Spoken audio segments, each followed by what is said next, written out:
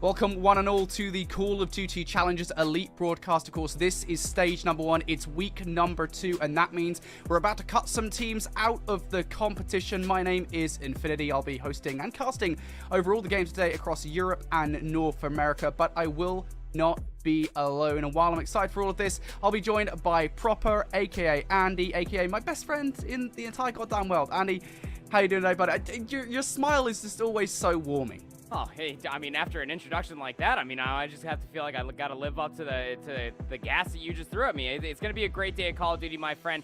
Both Europe and North America, things are so competitive between these two regions as a whole. Only 4 teams are going to make it out of this day alive, though, Brody.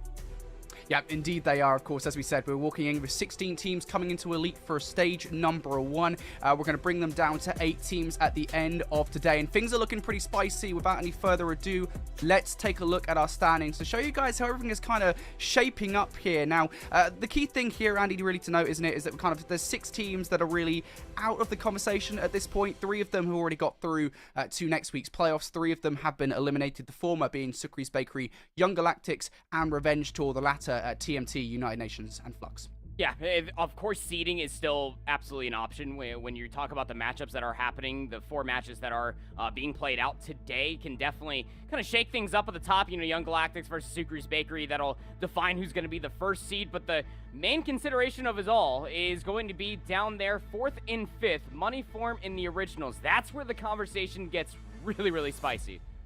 Yeah, indeed it does, of course. We've got a lot to talk about in terms of those 2 teams. Of course, yesterday, if you guys got to watch the European matches, you would have seen those 2 teams face off. We'll talk about that later on down the line, of course. And for the matches we've got for you guys as well, well, this is where things do get spicy. If we can take a look at those, because we are going to be taking a look at both of those 2 teams. Andy, kicking things off, we've got TMT versus the Originals, and then we'll follow that up with Moneyform versus Revenge Tour. Of course, we also have a look in there, a little sneak peek at what's coming on later today at North America. That's going to be at 6:30 Eastern time between Whatever It Takes and Becklaw and UIU and Texas Nation. But those 2 first matches, extremely interesting because the Originals here, they've got to beat TMT to kick things off. Yeah, it's funny, when you and I were actually talking about this roster as a whole, we were going over the matches yesterday, watching Alan and Austin absolutely crush the broadcast. We were having ourselves a little bit of a laugh because we were just like, oh, the Originals got to win out. It's not really looking too good. They got to get through money form.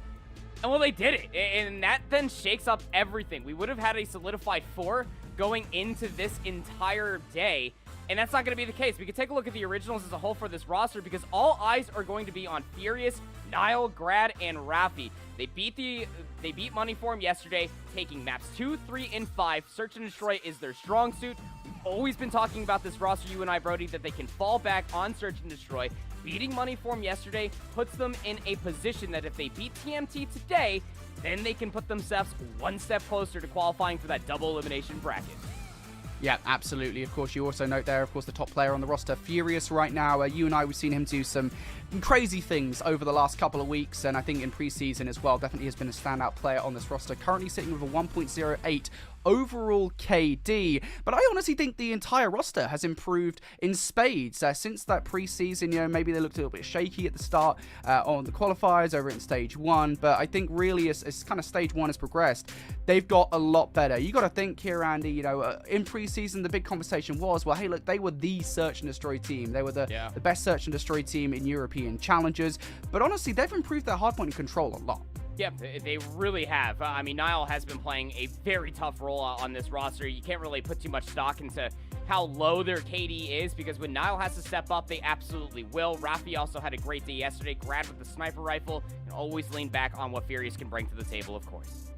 Yeah, and let's take a look over at their rivals here for this first match of the day. TMT is who they will be going up against. That's BB Connor, Jackster, Maple, and Wardy. Of course, Maple, technically speaking, the newest addition to this roster, joined just before Stage 1 began. And since they made that roster move, Andy, they have been looking a lot better. And, you know, the bottom line, I think, here for TMT is they are, technically speaking, already eliminated at 2 and 4, but they can keep Originals out of playoff with a win here. Yeah, with that W today, you're absolutely right. They will play spoiler to what the Originals have planned to be able to then contend for that double elimination bracket. You know, Wardy, again, that player to watch out for, keeping the Originals out of playoff contention would be massive. I mean, we have seen what this roster has to offer, specifically you and I, last Wednesday when Chaxter had that 1v3 Tuscan Search and Destroy to clutch up for their team. This team as a whole, we have been able to see over the years what they can do for one another and individually. Maple has not had the greatest season so far, but you can never cut them out to be able to what they can bring as far as all 3 game modes that are played. Yeah, absolutely. So those are the 2 teams going head-to-head right now, Andy, of course. Let's take a look at our map set then between these 2 rosters, because I think then we can kind of talk about the keys to victory and what each team needs to do. So to lay it out right in front of you guys, of course, we are always going to be kicking off with Hardpoint. That's going to be on Gavu 2 to kick things off. Then we have Berlin Search and Destroy, Tuscan for Control, and if we need a Berlin Hardpoint and a Tuscan Search and Destroy to round out the series. And really, I think, given what we've kind of seen from the originals over the last couple of weeks, for TMT, that first Hardpoint, I think, going to be a very important map in this series. It is, and what's awesome for TMT is that the 2 times that you did actually play this map mode combo, you won it. You beat Sukari's Bakery here, 250-236. That was their first match here in Season 1 of Elite. And then you beat United Nations with a definitive 250-162. You're going to be feeling pretty good about this as a whole if you're TMT, but on the opposite side for the originals, Hardpoint isn't the end-all be-all. Again, their maps that they're going to be looking at, first and foremost, will be that Berlin Search and Destroy, the Tuscan Control. We saw them come out of the woodworks and beat the originals yesterday, you and I did, and then falling back on that Tuscan Search and Destroy. But of course they have to get there first. It is a, well, kind of a high risk potential for reward game plan when you think about it, not being able to take a hard point but relying on your Search and Destroy and having to win the control just to guarantee that map 5. Hey, this originals roster, they did it a handful of times yesterday to force out that map 5, Brody. I don't see why they can't do it again. Yeah, absolutely, of course. And, you know, we talk about Hardpoint as potentially the game mode that TMT need to win. It is important to note, you know, they're taking out some pretty good teams in Search and Destroy as well, right? So there is still potential here, even though the originals, technically speaking, S&D is their best game mode, where maybe, you know, we could see some kind of surprises from TMT in this series, Andy. Yeah, I mean, when it comes down to TMT as a whole across Search and Destroy, they have been to round 11 than they probably want to be, but against teams that you would probably not expect them to be able to find themselves to combat and to make it to a round 11. I mean, that round 11 Search and Destroy versus United Nations could have gone any other way. That was on the Bocage Search. Sukari's Bakery could have gone any other way. Berlin Search and Destroy is probably the one that they played the most. As we take a look at our observers, wouldn't be able to be here without them. Quentin Johnson and Shane Ard going to be giving ourselves all the action, making us seem smarter with the play calls that we will be casting over today, Brody. Gavu 2 Hardpoint is going to be an interesting one as a whole for the originals as well, given how they've only played it one time throughout Season 1 of Elite. The funny part about it is the 100-point club Sukari's Bakery. Yeah, it's going to be an interesting one for sure. The originals, they want to start this one. They want to come out swinging into this series.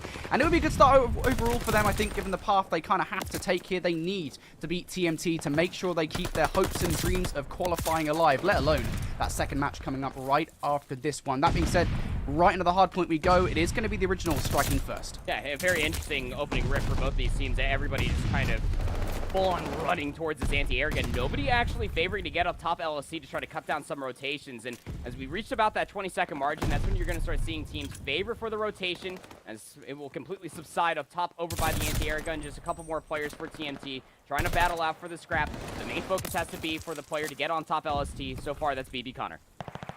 BB Connor, of course, a great AR player over the last couple of years, and will now be looking to cause some damage over towards that next rotation. It is going to be TMT in control for now. After a good start from the originals, they will want to get a lot of time off the back of this hill, and we're already seeing them start to really zone out the originals off the back of their spawn. They're trying to push them over towards that back rocks, but it is BB Connor now up top that will look to try and pick up all of these initial gunfights. The originals trying to find their way on through.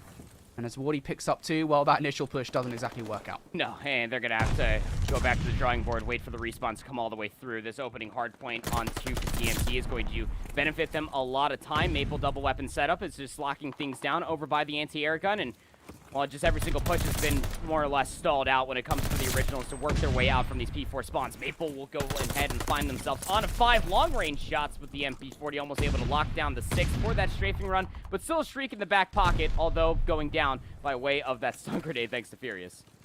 Yeah, those stun grenades, they're really powerful, by the way. I don't know if you knew that or not. They don't tickle. Yeah, they certainly don't tickle. They're really powerful things in this game. BB Connor wants to throw one out to try and pick up that gunfight over towards the new. And Addy, we always talk about how much a money kill this tank hardpoint can be. Grad recognizes that, knows he needs to break in earlier on. Unfortunately, will not be able to. And now if you're TMT, kind of face down here, this push through the AA gun. The originals. The originals looking to push their way through the AA gun. TMT looking to put a stop to it. Wardy able to pick up 2 inside the hard point. It's going to be Maple still there, left alive. Grad, though, comes in, has the final say. And actually, the originals there, pretty good break. Yeah, fantastic break, actually, from the beach side of things. And the originals are also keeping their head on the swivel, reading that the spawns will not be broken on the backside of the customs. TMT are going to try to break this one more time by way of Maple's supply bomb. There we go, good investment coming in from Maple. You don't really want to give away any of that time to the originals. That really should be your hill if you're a TMT, and they'll be more than happy to take away the majority time off the back of this one. I think for the originals right now, your best idea is to try and cut the map, make your way over towards that next rotation, and see if you can hold a full 60 to really try and combat what TMT just did to you over on P3. So they are going to be the first team in control, Andy. Furious going to fall over towards the anti-air gun, and that is the first line of defense down here for the originals roster. Yeah, the main player for the focus as far as rotational gunfights that are about to be coming through is Rafi. As soon as we hop on board, we'll see Maple trying to get through that little arch rock, but did not end up reading that Wardy was up top. But that's okay, because you still have players with those close spawns for the originals, locking down the initial time here on 4. The hit is coming through from the front. And nicely done from the originals to ward it off for now. 30 seconds left on the clock for this particular hard point. Furious in the back line, going to melt Wardy out of the play. TMT, perhaps one more go at this before they give up and decide to move over towards that next rotation. And hey, it might be able to be a successful hit as Jackster and Maple combine for a 2. Jackster dipping, diving, dodging, weaving. Pick up all the words you want for that particular play. He will find his way into the hard point to try and take one down. Unfortunately for him, though, there's one little pesky, the originals player, left up in there to try and soak up that time. As we turn our attention over towards the rotation, it's Maple on top of this LST that could cause some problems. Brad's being that route man, though. Ends up making that route through the middle of the map at the end of that scrap time 4-4. He puts themselves on the backside of the customs building, and that's why you ended up having Connor and Chaxter spawn up essentially on the backside of 4 towards the tail end of that. So now you got to run across the map if you are TMT. Battle for the spawns. They got themselves those back custom building spawns, but still, this is a very practical hard point that the originals can hold from the front. It's a huge rotation, by the way, from the originals to kind of break on in this early on, especially after what a great hard point they had over towards that Radio Shack.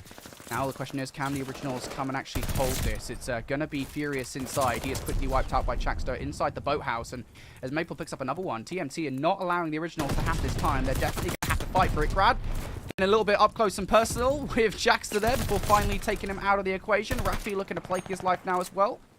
Except that first gun fight, Wardy up top.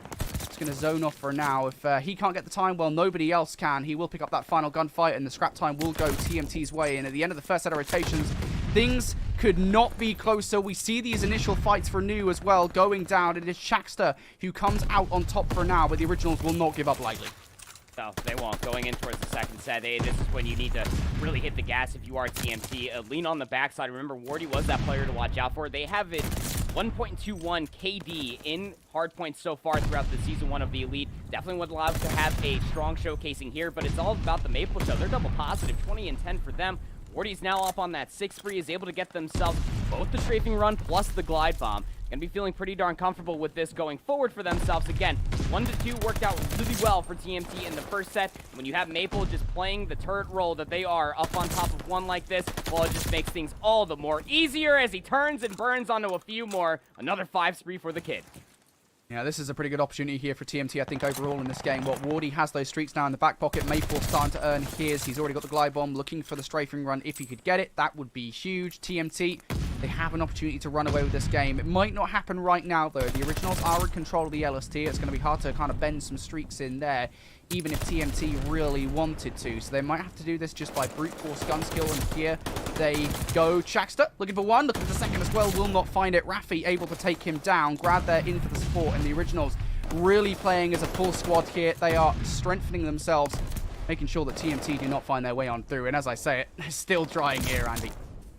This is the biggest discrepancy that we've actually noticed from the originals from week 1 into week 2. even across multiple days coming away from Cup number 5, is that, you know, they're able to resurface themselves, play nice, core, fundamental, and reserve hardpoint, relying on one another, making sure that they're counting for the respawns. Nobody's really sticking out as far as that X-Factor-esque player. I mean, yeah, you got Furious at 17 and 16, just even KD for Grad, but what they're doing so well is that they're just trying to minimize what TMT are bringing to the table, not allowing them to get too much map position over top of their heads, but as soon as that is all unfolding, go back over towards the rotation towards 3, and so long as Shaxter is cutting down the rotation from this anti-air gun area, you also have player number 5 down by the customs building of Wardy, not allowing any entry to the backside of the docks. This is starting to look like some pretty good initial time for TMT.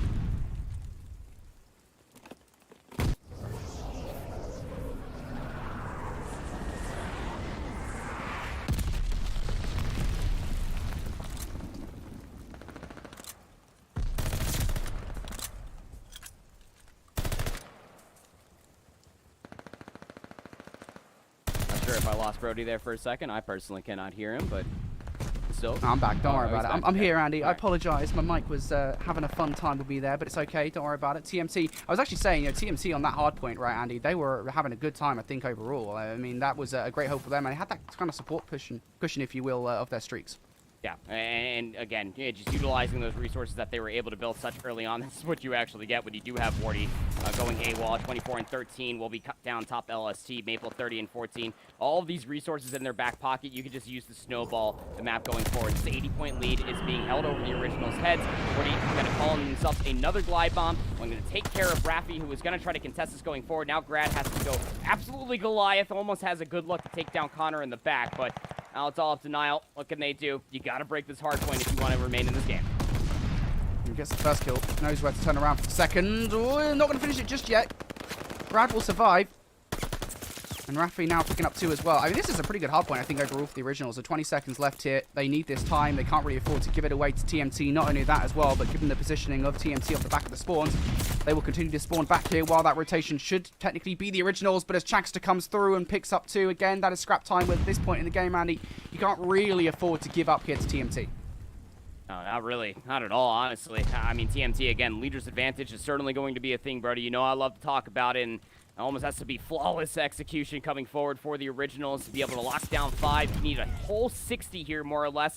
And if any time doesn't go up to the game clock, you better hope it doesn't go over towards TMT. But Shaxters, they got themselves a little bit of an avenue on the backside here. Going to be able to try to find some timing to break inside this hard point. Need to break in. If you're a TMT to try and close out this game, the Originals don't really want to let that happen. Nile dipping and diving around this area. Chaxter, though, he's just going to wait really patiently for the play to come on through. It works out in his favor. He's going to sit in the corner around that barrel as well. Grad, you got to go.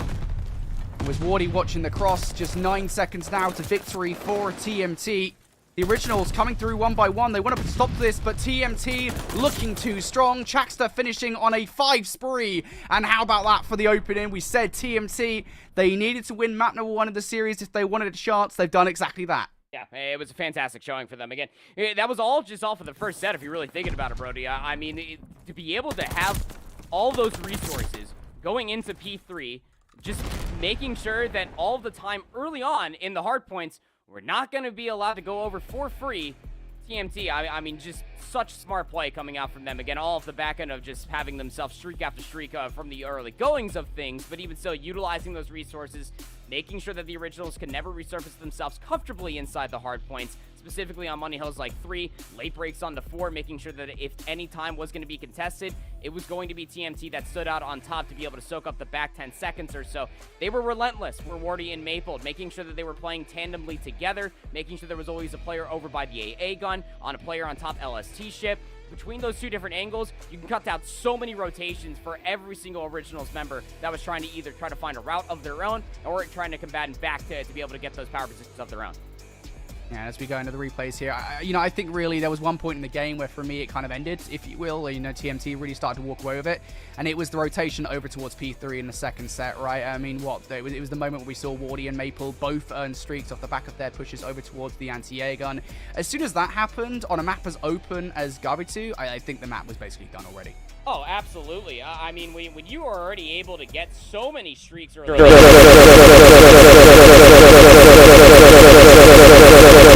straight glide bomb. When you get that as early as you do, that's a guaranteed kill. Well, it should be. And more often than not, when we did see it coming out from TMT, well, it was. And having that life advantage, knowing that on Gavatu, you don't exactly have all the cover in the world to keep yourself safe from those glides, that's just really smart play coming out from TMT. This is what we almost expect from them. Again, going into map number 1, Hardpoint needed to be theirs. If they wanted to play upset on the day, they had to showcase their strengths. I talked about how Maple needed to step up, inconsistencies across the board since the beginning of Season 1 of the Elite. They show out, making sure that they are definitely not being counted out when it comes to what they could bring to the table. Yeah, I think for TMT, while they are absolutely out, as you say, this is about going out with a bang. They're most certainly coming out here with a hell of a one in map number 1. Of course, we can see it now on the series layout. 250 to 175 is what they finished map number 1 in their favor. We move over towards Berlin for Search and Destroy, and I think this is where the originals, Andy, will feel a little bit more comfortable. Yeah, Search and Destroy is their game mode. I mean, you wouldn't be able to fully tell. They are 3 and 4 overall for Season 1 of the Elite. But again, from weeks 1 into 2, they have seen stark differences. Cup number 5 was very beneficial for this Originals roster to be able to find their strides going into it. 4 and 4, excuse me, winning 50% of their total maps. And off the back end of that, that was all against Moneyform yesterday. It was quite telling. I mean, there's certain conversations, obviously, going into how Moneyform are definitely the weaker Search and Destroy team. But Berlin Search, for this Originals roster, out of the 8 maps that they played, 6 of them were on this map mode combo, and it kind of goes back and forth for a lot of different matches. But even still, the comfort is absolutely going to be here. It plays to their exact strengths that we know that this team can bring to the table. Grad with a sniper rifle can be resilient, can actually can flex to pull out that automaton or the MP40, depending on what the hit, break, or retake might actually offer for themselves. We know what we can have from Nile as far as their selfless SMG roll to try to work that bomb play. And again, doesn't have the most beautiful KD ratio when it comes down to Search and Destroy for this team. But if they can get that bomb down and get out with their life, expect for a lot of lurking SMG rolls to come out from that player in particular. And Furious can also pick up that roll up the gut is what I like to call it. They are always that player that is instigating that first blood. Yep. Yeah, absolutely. I think that's what's kind of special, looking at this Originals roster in Search and Destroy is, you do have this player like Furious who can kind of cause problems, and then the rest of the squad just have this kind of habit of working off the back of that. That being said, I think, it's not all that surprising that we're seeing this roster do so well in Search and Destroy. I think in preseason, I will add, an asterisk on this because, of course, so far this season, they are only, as you say, 4 and 4 in Search and Destroy. So it's not like they're seeing this crazy amount of success. It's just their best game mode. Because obviously, these players, they came from Search and Destroy. They moved into Respawn. I think it was in Black Ops 4. I don't think they've ever sort of lost that innate ability in S&D. But just a reminder for everybody at home, of course, today it is the final day of the round robin stage in Challengers Elite for season number 1. Here in Europe, the Originals, they need to win this series, and that map number 1 loss, Andy, that's certainly going to throw a spanner in the works for them as they move into Search and Destroy. Yes, it is their best game mode, but as we kind of noted earlier on, right, this is not outside the realms of possibility that TMT could take this map also. Oh, absolutely not. I mean, if anybody had any considerations that TMT were just going to come in and just play blase block Call of Duty, you are sorely mistaken. You don't know who these players are, because although may being relegated to have to requalify for Season 2, they are players that we have known to understand can always be at the tip top when it comes to EU challengers. For a lot of different years, Maple has always made that argument. Wardy has also made that argument. Chaxter and Connor have always been lurking around that top 8 kind of area when it comes down to Call of Duty challengers in Europe, but going to be the Originals up on offense. First set nades, won't find much of anything, but you got players lurking inside of Mail, again, trying to fish out that first blood. The rotation could certainly be there, but there goes Furious again, instigating for this first blood. Might find the timing, and they sure do. It's a little bit of a weird approach coming out from the Originals right out the gate, right? Straight through mid, that's not something we very often see on Berlin, but I'll tell you what, I am not questioning anything from the Originals. They know what they're doing, clearly. I do not. The Originals now up in terms of lives, 4 versus 3. And I think at the moment, Andy, they're just kind of making TNT kind of scared about where they're going here. They have no idea what's happening. Oh, yeah, and I mean, you lost your player at top fire. Rotations are completely open for the Originals to be able to make any play whatsoever. But I like what Chaxter was able to do, reacting off of the play that came through. They actually put themselves inside of the docks building. So if the Originals, who have 30 seconds remaining, by the way, commit towards B, which is looking like that they might do, Chaxter's going to be in a pristine spot to be able to shut them down, but they read it. Rafi, great slide kill to to be able to take out Chaxter from that power position. That's going to make this even tougher here for Wardy and Connor. They are in no man's land in terms of this bomb going down. Of course, you've got Furious watching that long flank as well. So, Connor, he'll go to check this. He'll see Furious and actually takes his head off. So that's a good start here for this retake from TMT, but they will need to speed up the pace. 30 seconds on the clock. You've got to reserve 7.5 of that for a defuse. And, of course, Rafi in that power position towards that back docks area. For TMT, can you make this retake happen? I think with 20 seconds left here, they might actually just be trying to play this slow and not give anything away to the originals. I mean, going forward, you just don't want to give away free kills, free streaks, but in the positions that they currently are, and with the time against you, you're absolutely just going to be giving this up. Again, that was a fantastic opening rip coming from the originals. Again, you called it. It's unorthodox, for sure, but if you get players inside a mill, you don't find any information off of those nades to be able to check that back truck just outside of the docks, just outside of fire, then what do you do from there? I mean, you could try to bull rush your way inside of A, but I really appreciate what we saw from Furious.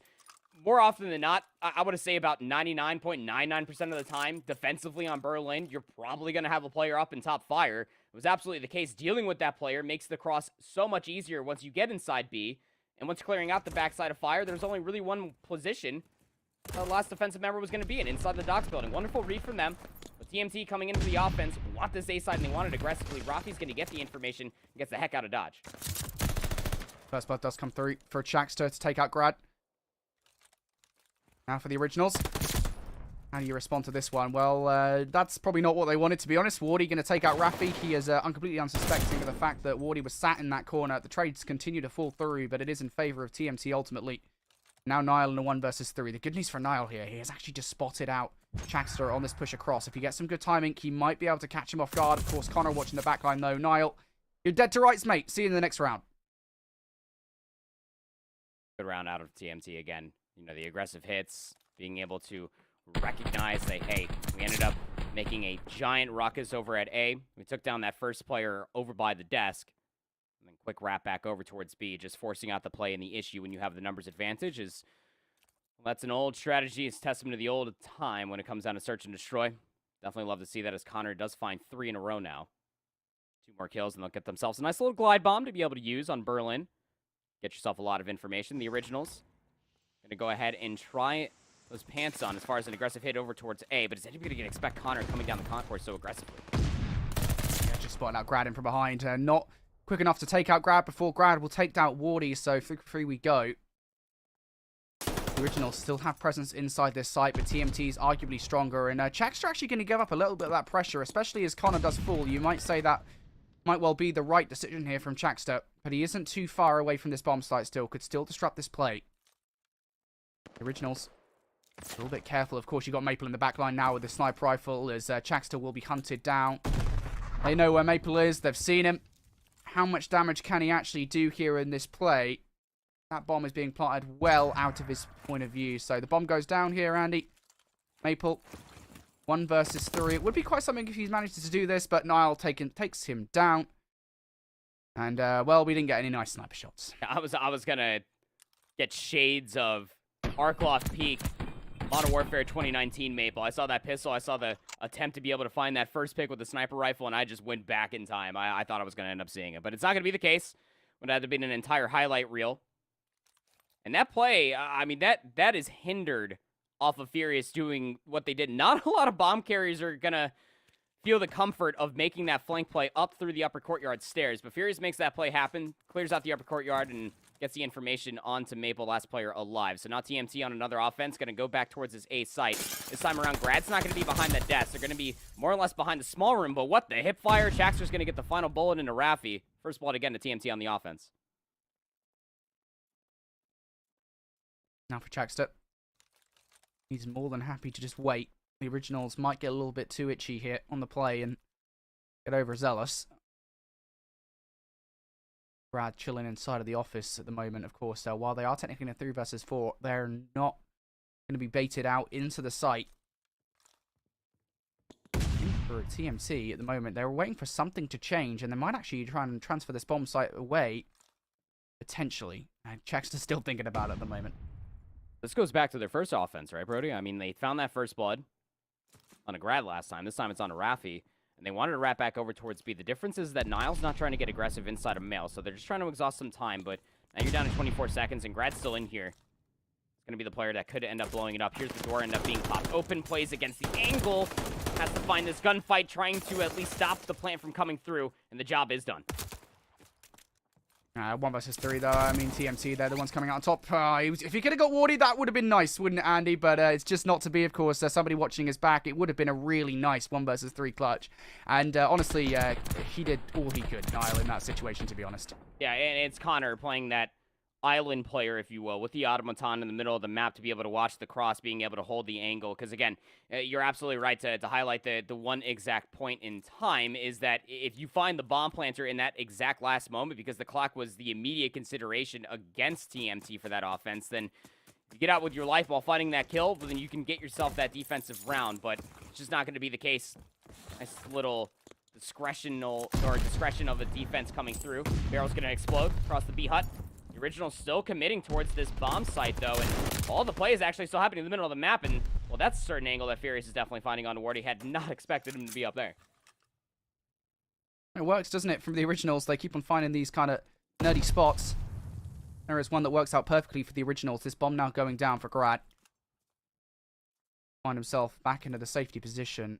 And actually for Grad, not going to run away from the site. Wants to kind of play this one up close and personal. Might well take a TMT player off guard. I would imagine that Maple will check this, though. Has the support of Chaxter, so the trades will be through, even if he does end up falling. But even better here, they slide in at the same time.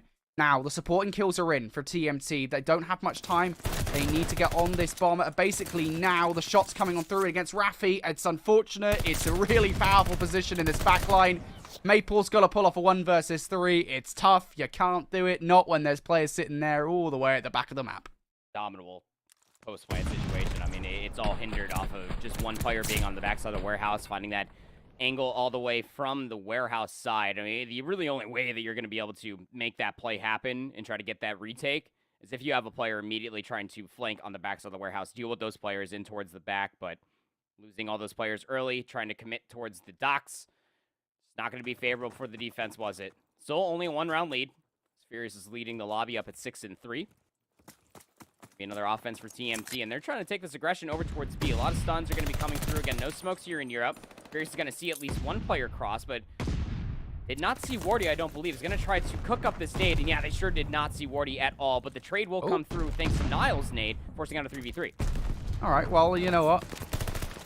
Not too frustrated with that. Raffi, we'll trade things out. 2 for 2 we go. It's a super close search and destroy around this one. Grad now looking to put a stop to this bomb plant, of course, does actually have a little bit of time before BB Connor comes over to support the play. And actually, we'll want to get Connor on the cross. That's a really good read coming in from Grad. Now the 1v1. Maple going to get this bomb down, really trying to call Grad's bluff here. Now where does Maple go? He exits on the other side. Ooh. Grad has just seen him. Maple doesn't know. Grad puts in the first few shots. Maple now with a regen. We'll walk away for a second. Grad trying to play this patiently, and patience works out. Maple, he tries to outplay him. It just doesn't work.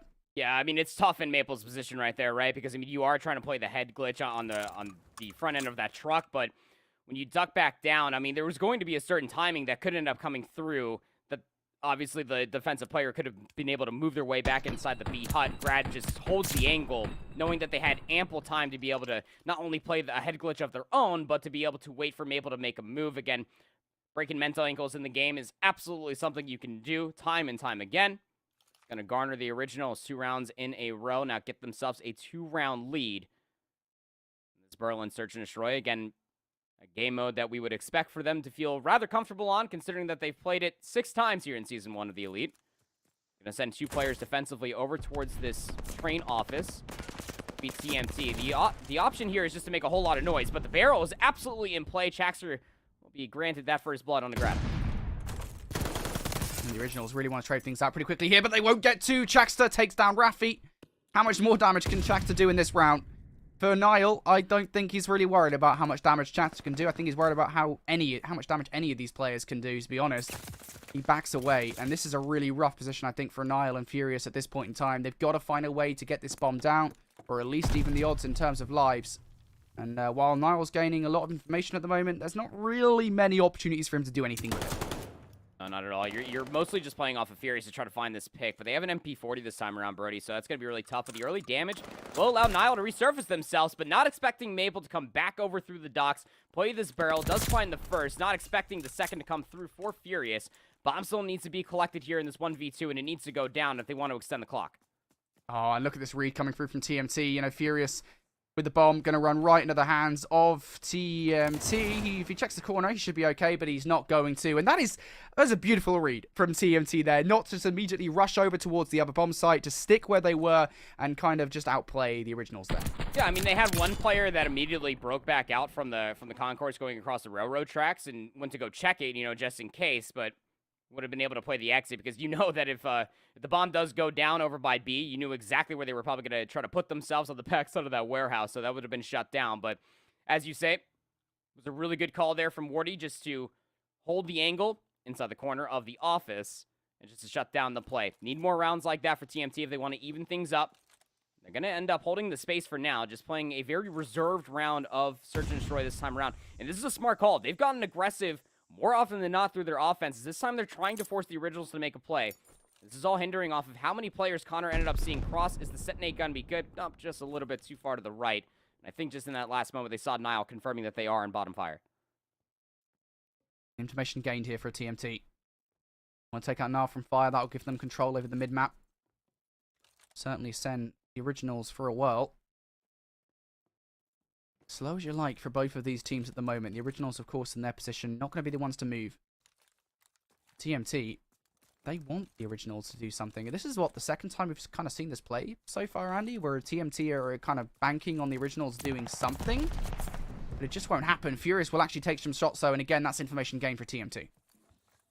Furious is actually going to take this as an opportunity. Mid-regen actually get up close to the B-hut. They're not going to expect him to be here. Tough angle to take down, but the headshot will come through on a Connor. When he take down Shaxter, he knows he's in here. Nice two-piece from Furious. We'll keep this play alive defensively. 15 seconds, and TMT got to go.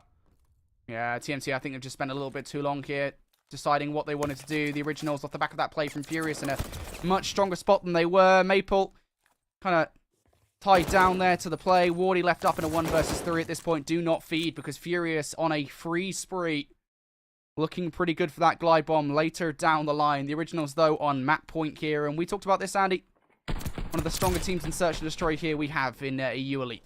Yeah, I mean, they just won't be fooled, right? They understand that if you're just trying to find Setonades for information, maybe try to play a little bit of a cheeky angle to be able to find these first bloods, that'll garner you a numbers advantage and more often than not be able to get control of one of these sites. But this is what we've known to expect from this originals roster. Again, from the background of Search and Destroy that they have. They won't give you much of anything. If you're playing reserve, they'll answer back in kind. Now they're taking this mailroom very, very quickly. Nile, again, that is a long-range gunfight that they took, even with the automaton. They think to take down Connor on the upper courtyard area. Shaxter will go 1-for-1 inside the bomb site, but still numbers advantage here for the originals. And off the back of this, they should be able to get this bomb down. Furious catches Wardy off guard, so it is just Maple left up 1 versus 3. What do you got for us, Maple? Well, he's not going to stop the bomb from going down, you have to imagine. Will he be able to get Nile? Nope, not even that. Nile beams him. And the originals, they're going to tie this one up. I mean, what, off of that head glitch from the tank, what did you see, like, all of, like, maybe, like, the cheekbone? That's, not an easy gunfight to come all the way through. Nile almost brings themselves back from that 1v1 that they had on the opposite side, where they took down Maple from relatively the same exact position. Nice little 11-5 game there from Furious. 8 of those kills untraded, of course, but again, this is what we expect when it comes down to the originals in Search and Destroy. Being able to put themselves in situations where they can play against the information and playing against the idea of what TMT were trying to do. They wanted to play reactionary Search and Destroy to TMT. The originals, they can play all different forms of Search and Destroy, is what we've seen not only from yesterday, but in previous cups, and as well as the last week for the Elite Season 1. They can play proactive Search and Destroy, making sure that so long as they're not being negated, there's no bullets being thrown at me, Furious is going to try to instigate that first blood time and time again. They know when to get aggressive. They know when to hit certain routes and angles. And most importantly, they know when they need to be able to make that play towards the bomb site. As you said, in that previous offense for TMT, just a lot of hesitation was coming through from them to either decide whether or not they had an opportunity to be able to get over towards that B site. And because they hesitated like that, it allowed Furious to make that instigating play to be able to get up close and personal towards the beat hut and shut it all down. Yeah, there were a couple of moments there I felt for TMT, or maybe I felt like a little bit too passive, right? And they gave the Originals way too much room to breathe in the game. This is one of those moments where Furious effectively end the round. But there it is in our final stats for the game. We're back on board with us, apparently. The Originals, I think it was 11-5, what we saw from Furious. Right. So, yeah, Furious, I'm not surprised at all that we got to see that, because we were discussing that, I think, going into it, right, Andy, that Furious... he is the playmaker for this squad, and that's not to say the rest of the team can't perform, but when he does perform, the Originals feeling pretty good about themselves, and that is exactly what we got to see there on Berlin. I think moving forward in the series now, I think the Originals will be a little more settled now that they've won that map. Yeah, absolutely. I mean, the Originals, again, as we were framing up, I'm sure that they were probably having the same thing in their player comms going in towards this best of 5 series, is that, look, if they can get the first map, that would be great. If they could steal away the opening hardpoint, that'd be fantastic. But hardpoint isn't the end-all be-all. We'll go back to the stats real quick, and it'll be quite telling again. For Nile, again, as we were talking about at the top of the show, plays that selfless role with the bomb more often than not. But if they can stay alive in the middle of the round, well, they can be that flex player that you definitely don't want to be running into. 7-4 for them, 5 untraded kills. The 8 for Furious's 11-5 KD in that search and destroy. The proactive search and destroy definitely paying dividends. But again, 2, 3, and 5. The Originals. I'm sure that's what they're telling themselves time and time again when they are thinking about their best of 5 series. Search and destroy is their backbone. Forcing out that game 5 is going to be their strong suit to be able to close out best of 5 series. But the most important part of it all is hindering off of taking that control. If they can't take the control, then they have to take away map number 4. In Hardpoint, historically, throughout Season 1 so far for this roster of the Originals, has not been so good. So you would have to assume it has to come through on the control. Again, 2, 3, and 5 has to be the 3 maps that the Originals want to take if they want to have a shot at making it into the double elimination playoff bracket. Absolutely, it does, of course. And we saw, control from the Originals. They played it very well yesterday versus Money Form. And I think that's the good news, I think, coming into this Tuscan, is that we know they can perform. It's just about kind of replicating that performance that we saw from yesterday into this map 3 again. If we can show you guys the series layout here. 1-1 we go at the moment. The Originals are looking pretty good off the back of that search and destroy. They'll kind of breathe a sigh of relief, as it were. But going into this control, you already said it, Andy, this is a very important map. Yep, it really, really is. I mean, specifically more for TMT than it is the Originals. If you can take this Tuscan control against the Originals, you're really going to put them on their back foot. And that's not going to be a comfort for this roster for the Originals, again, having to take a hard point. But overall for TMT, when it comes down to Tuscan control, this is the one that they played the most. They are not exactly in a winning record. They've only won it a single time, and that's against Flux Esports. So that, honestly, no shade to Flux, but that really doesn't say much for TMT, as strong as they can be on this game mode as a whole. But a nice opening actually comes through for Maple as they start beaming players off of this A zone, starting to give themselves a lot of space defensively just to push all the way forward. And look on the opposite side. Not a single kill coming through for the Originals through the opening few seconds here on the Tuscan control.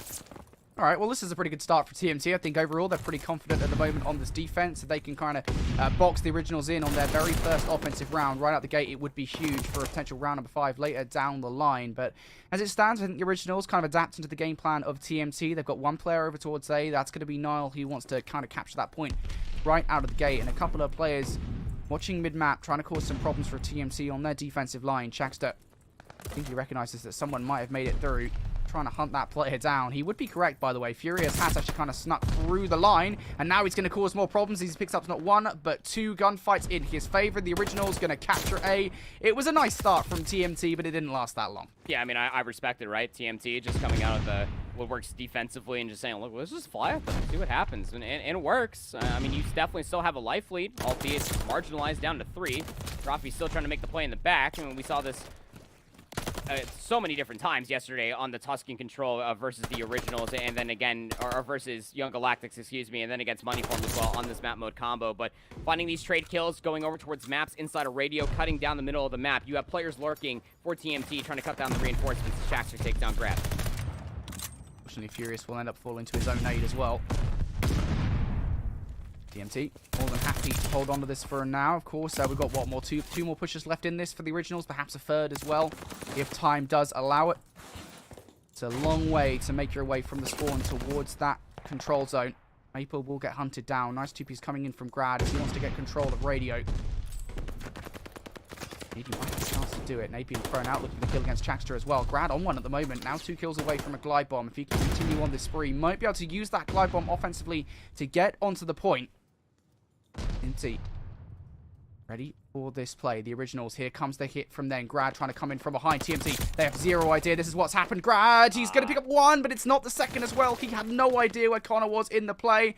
Connor off the back of it will stay alive, and now it's going to be a 2 versus 3 on the point. Furious actually takes down 1. That'll make this easier. Those players are basically pretty far away. Yeah, but he didn't have enough time to be able to zone away going up towards that backside of the truck. So now Furious has to play this angle with an MP40, just waiting for the players to challenge out on the column alleyway. It's 6v10, 2 respawns remaining for the offense of the Originals. And TMT, they're playing against the clock. They're playing that they have the lives. This is the last push now for the Originals. They got to make it stick with no respawns remaining.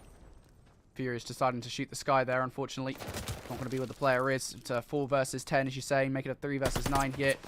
Trades galore.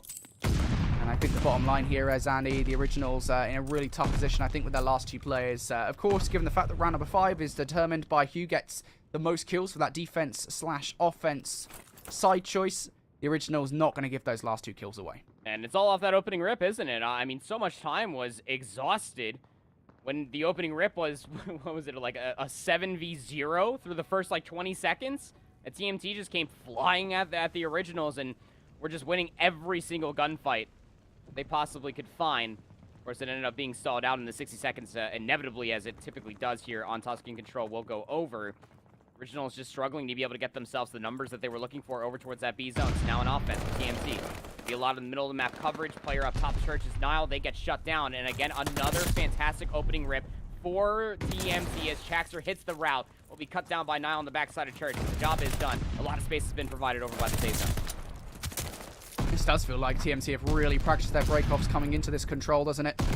As right from the off here, they're making the Originals feel uncomfortable, putting the life advantage in their favor out of the gate. And now look at this from TMT as well. They've changed up their strategy. They've decided to leave A well alone, try and get some progress on a B. And I tell you what, it's working out in spades. Wardy picks up 3, up top in Broken. TMT must be feeling pretty hot right now as Chaxter now on that head glitch towards the backline as well. They're getting every single kill in the kill feed, and the Originals, they've got to be feeling pretty shaken at this point. I'm shook for them. I mean, look at what's happening on the minimap as well. TMT are actually putting themselves not on the more favored zone, the easier zone to take. Because of all these kills coming through, they're putting themselves in the B zone. Second tick of progress has just come all the way through. Now slides in, will take down at least 1, but Chaxter keeps the play alive at least to guarantee that second tick. But a lot of damage has been found for the original, or onto the Originals. It's 15v22, and TMT resurfacing themselves off the spawn will come through vines and now try to add 60 seconds on the board as they touch that A zone.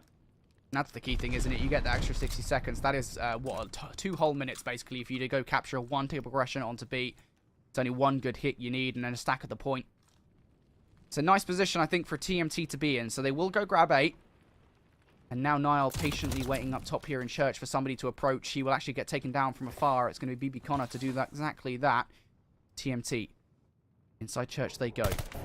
Rafi towards the back line. Going to play this one. A little bit jumpy. And Connor going to bring this streak down to try and take those players out towards the back. It will actually just push them forward. Rafi able to pick up 2. Niall looking to play his life here. He's being hunted down. Chaxter will actually not pick up that gunfight, and that's really good resistance coming through from the Originals. They weather that streak, and they take the players down. Now just a 5-wide lead. Brad is taking this to get aggressive as well. They stun up and completely breaks the ankles of Wardy over by that door.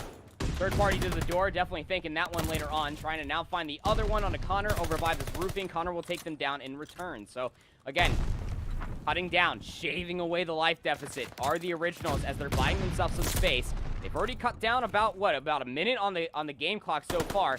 A handful of more pushes for TMT to try to amount this push over towards the B zone. And so long as the Originals can keep pestering these angles over by maps, and so long as Rafi's overwatching Brad, they're constantly making plays happen like this, gonna be looking at a pretty good defense as now the Originals have themselves a life lead.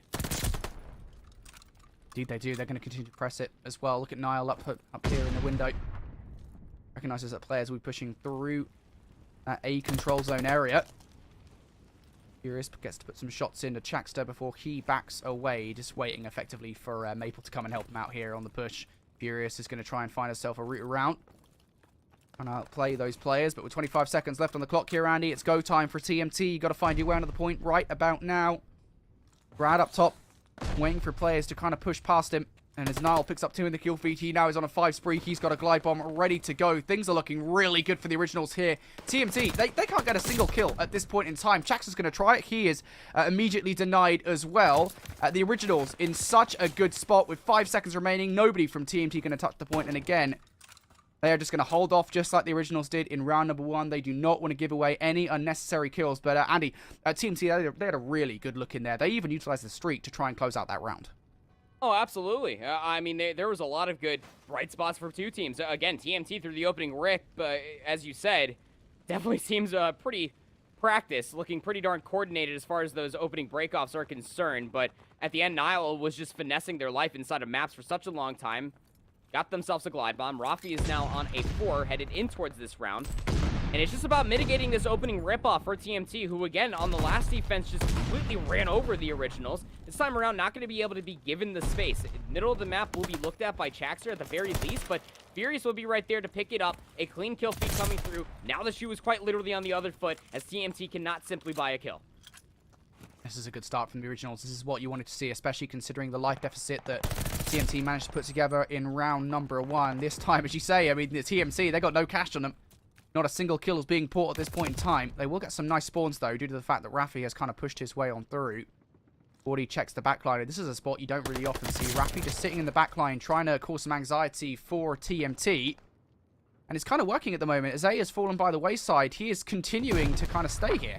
And this is a position that you have to keep playing. You have to keep your life if you're Rafi. And again, this is all hindering off of the push. Has to be successful coming through from maps. Niall's going to call in the streak. We'll find Maple up top. That's going to give a lot of space provided for now Furious to try to make this hit happen over towards the patio. They're going to be cut down. So Rafi, again, just has to keep biting on their lower lip. Just waiting for more players just to give up their lives, just like what Connor did. They're counting their names, our TMT. They know that Rafi's back here, but they cannot focus on them first and foremost. You have to shut down the reinforcements for the Originals coming across the rooftop.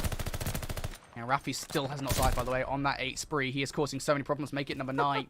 Rafi, they're just going to continue to try and hunt him down. There's 90 seconds on the clock, by the way. Rafi continues to be here. Looking for number 10 will finally be shut down. And while Rafi did all of that, nobody came to support. All of those players are being shut down over towards the command center. That is not the best situation for this team to be in. They spent so long trying to make that happen that they haven't really got much to work with off the back of that. That being said, Rafi brings that streak down. They want to finish it here. They do not want to mess about. They want to win this offensive round. They've got the opportunity to do it. The entire kill feed is theirs, but there is currently players that are pushed through. Wardy now going to bring his streak down. He does not want to lose this round. And again, the most important part is that they had Grad on the backside of the church, again, just finessing their life over by that half wall. It's probably one of the best, if not the best, head glitch that we have in Vanguard so far, but the play is all hindering off of the Originals to be able to work their way through maps. Maple is the Guardian over here now. They're constantly just switching out players, RTMT, towards top maps to make sure that the players for the Originals cannot comfortably get back over towards this side of the map. Down to 38 seconds. It's a 5-life lead for the Originals. That might not be the immediate win conditions. It's TMT that are going to try to exhaust the time. Maple and Connor going to kick things off with a couple of kills. This is really tough for the Originals. I think they've got to make a decision now. Do they want to try and maintain this 3-life advantage they've built up at the end of the round, or do they want to go for this one more time? I think they're definitely choosing the latter, but Maple, he was pushed through, might cause some problems to that plan. That is one player down with 15 seconds left. They're highly unlikely to get back into the play. This is all on the 2 players left on the point now, and they are going to fall here. Down to 11 versus 11 we go. There is that life lead dissipated.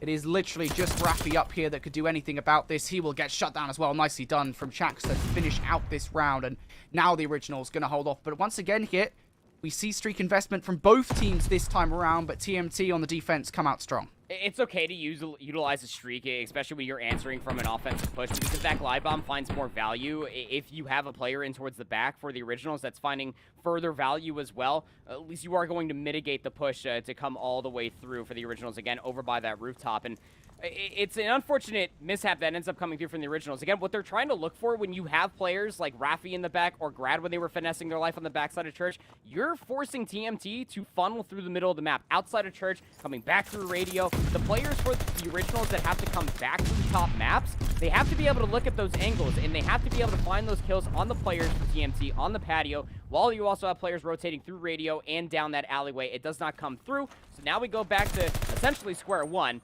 Could end up being defense for defense, but the opening rips, again, the originals are not allowing TMT to get away with the mockery that they saw in the opening first two. Yeah, and this is a nice free beast coming in for Furious. Good start for this man. It's the player that's constantly venomous for the originals, now looking for some streaks of his own. Niall pushing through as well. This is a replica of what we saw in the last round, if only the thing is that we flipped sides here. TMT now looking to try and capture this point. It is actually going to be Maple, who just did get on a 5 spree on the point. So there is an opening here being made by TMT. They will now have an opportunity to try and capture this point here, Andy. Space being provided, and this is such a smart call out from the originals. Look, you know that that's very slow tick progression that's coming through from A. You're going to chalk it regardless. That 60 seconds will come through, but you want to make sure that you deny TMT from being able to get the space over towards the top patio. That happened in the last offense for TMT. They give themselves a real good look at. They got 2 ticks when this push was ended up coming through, so you got Furious as well as Grad just playing inside a radio, trying to deny the push come through. Jackster now in from behind as well. Knows that he's going to cause some problems for the originals. He's already done exactly that by taking down Niall, looking for the second. Almost gets the turn on onto Grad. Will be denied.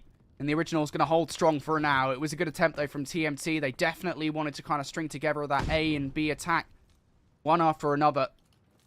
But it won't be. And now the originals can't afford the storm for this team. Ready for these players to push through. Grad knows he might have to deal with players from a variety of different angles. There it comes from Maple and Wardy from down low. Rafi will have to back away now. The rest of his teammates are kind of in no man's land as far as he is concerned. They are well away from the play. They're going to have to come back in. Now, Rafi deals with the brute force attack from TMT. There is only one player left alive. It's Maple, and he is somehow playing his life before finally being taken us down. 1 minute left. 8 life lead for the defense out from the originals, and now you can keep zoning away. You can almost kind of cycle players out in towards the spawn if you are the defense at this current juncture of time, but they're actually opting in not to do that. They're forcing TMT to make the play. Again, when you have such a stellar life lead, what the originals currently hold over TMT's head, they're the ones that have to make the play, obviously, because they are the offensive team, but they have to make an aggressive and split-second play to be able to make their way over towards the patio, as Furious will find Jackster trying to get top radio control. Wardy will take down at least one, but it's just small wins here and there. Trades coming through will always favor the defense. Last push coming around for TMT to try to make their way towards the B zone. Last push in this play. It's an 18 versus 6. I tell you what, if the originals, if this was their opportunity to really force a defense for them in round number 5, I think they've done that extremely well. With 10 seconds left, the life advantage is huge. I think TMT at the moment might think that it might well still be in their favor, because they're playing this extremely slowly. They don't want to give anything more away. And obviously, Andy, you and I don't know the maths of how this will work out. But of course, that is why both teams at the moment just playing that one very cautiously. Yeah, I don't have my TI-83 Plus calculator on me. I'm sorry. I was not doing man, the math. I'm just disappointed in you. Yeah, I can't believe you. It's in my book bag. Yo, I had a math class this morning, okay? Like, so. All right. It's all in my book bag. But it will be enough damage for the originals to be able to get defense. I mean, 18v6, like, that is such a hefty margin going in towards a final round. I mean, TMT, at the end, maybe it was that they probably did not want, or maybe they felt that they were probably having enough kills to be able to get the defense, but most importantly, you just don't want to be feeding more streaks, because Rafi going into this is on a 3. They're having themselves a whale of a control so far. Furious got to be that main player. We'll see 3 players break out in front. Rechals will find the second. Knows that there's one more around this corner, has to favor towards the reload, wait for reinforcements to come all the way through. But another opening rip just absolutely stopped from the originals onto TMT, just not allowing them to get to any one of these zones for free. It's tough, isn't it? Because now Rafi is lapping up his streaks as well. This is a really tough break for TMT here in this control. It's a map they really wanted to win in the series. They still might. Let's not count them out just yet, but it's going to be a tough path for them to do exactly that. Niall, how much damage can he do now in the mid-map, of course? So you've got Brad looking to come on through the other side, and it's going to be a streak investment coming through from Niall. Wants to try and remove those players from the point.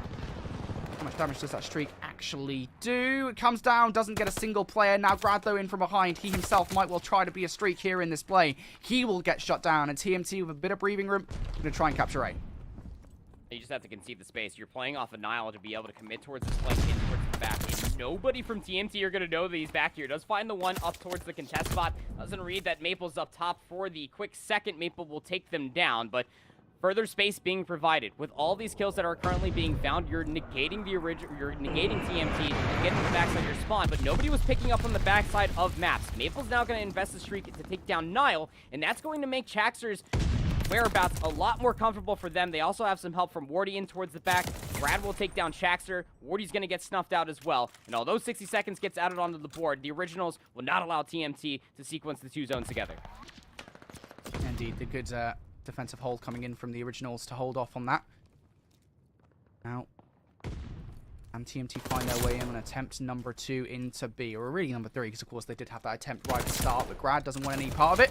He's able to take down Chaxter. Rafi looking for the kill around the backside of Church. Will find one. BB Connor, though, makes this a realistic proposition now for TMT. Looks to try and play his life for players coming off spawn, but Nile wraps back around through Church to try and take him out. Will do exactly that. But it is just Nile now, the closest player left up, as the rest of his teammates did fall. They are going to be sent back to the spawn point. For TMT, this next push, it will be crucial. They want to go in as a full 4-man. That's why they were waiting for Chaxter to kind of spawn up here. Rafi, he is ready for this play. Nobody moving just yet from TMT. They're wasting a lot of time in doing this, but here we go. Maple looking for the first kill. Furious with 2, though, shuts them both down. Looking for number 3. Chaxter will actually survive. Now Nile waiting down in the corner, looking for another one. Will find it, and that was a long-awaited push coming in from TMT. They spent so long that they've given Nile a little bit too much breathing room as well. And Rafi still has streaks. Chaxer's going to take them down on the backside, so Chaxer's in the most powerful position. This is, again, he's going to force the Originals to try to reposition themselves, but Furious doesn't care about your repositions. He will just finesse his life around the stairs. Has Wardy trying to get on the backside of the column. Rafi's going to call in that last glide bomb, and it is all just fallen by the wayside. TMT wasting time, cannot get themselves over towards the B zone. Their opening few rips were absolutely amazing, but they just can't do it here in the offense, Brody. The Originals, as we had expected, to take the control. It got scary through those opening 2 rounds for TMT. I mean, again, sequencing kill after kill to be able to find such a stellar opening rip will not amount to a map win. Would have been an upset to say the least, but the Originals take the swing map here and a 1 map lead in the series. Yeah, I think that round number 4 was probably the most damaging round of them all, right? You know, we talk about the fact that the Originals were able to, have an 18 versus 6 life advantage at the end of the round. I think the fact that TMT, I didn't know if they were fully aware of the fact that they were down in lives at that point, or maybe they just kind of were waiting for the Originals to push them. Either way, of course, the way round 5 works in Control, the team with the most kills at the end of round number 4 will walk away with the defense for that round number 5. And on Control in this game, that is paramount to a victory. And we did see some good attempt from both rosters to try and end it before we got to that round number 5 with some good offensive pushes, especially from TMT, by the way. But they were just foiled every single time, and ultimately it was that defense. In round number 5 for the Originals, they'll be walking away smiling, as now they are 2-1 up in the series. Let's take a look at our replays, Andy. And again, this was, I think, there were a ton of electric moments coming out from both teams. It was this offense for TMT that they gave themselves a real good look to be able to walk away with it again. When they were finding all of the kills in the middle of the map, they were zoning away in top and bottom. Church, they were able to get 2 ticks of progress on the beat before they actually got the A zone, but they fell a little short. They could not resurface themselves to get a player onto the backside of that truck, try to zone away the players for the Originals to work their way back to the middle of the map. And the same could be said for the Originals. Every time that we saw an A zone be captured, that setup that is almost the key to success when it comes down to an offensive round for Control, albeit just in case you end up going down to a crucial 1v1, 1v2, as we saw from Rafi versus the Originals or Young Galactics yesterday. That's going to be the best point that you could try to make that push happen over towards that B zone. You have to go massive, you have to keep your life, but it also hinders off of players being able to find those kills inside of maps. It does not come through. The Originals, from top to bottom, Nile has been having themselves a much better series today than what we have seen in previous past. We know the instigator of Furious is constantly going to be at the top of the leaderboard, 31 in 24 for them. It's actually slightly behind Rafi, but still, those untraded kills is what's going to speak volumes. It was all non-traded kills for the opening 2 rips that we saw from TMT in their offense and defense to start off the Control.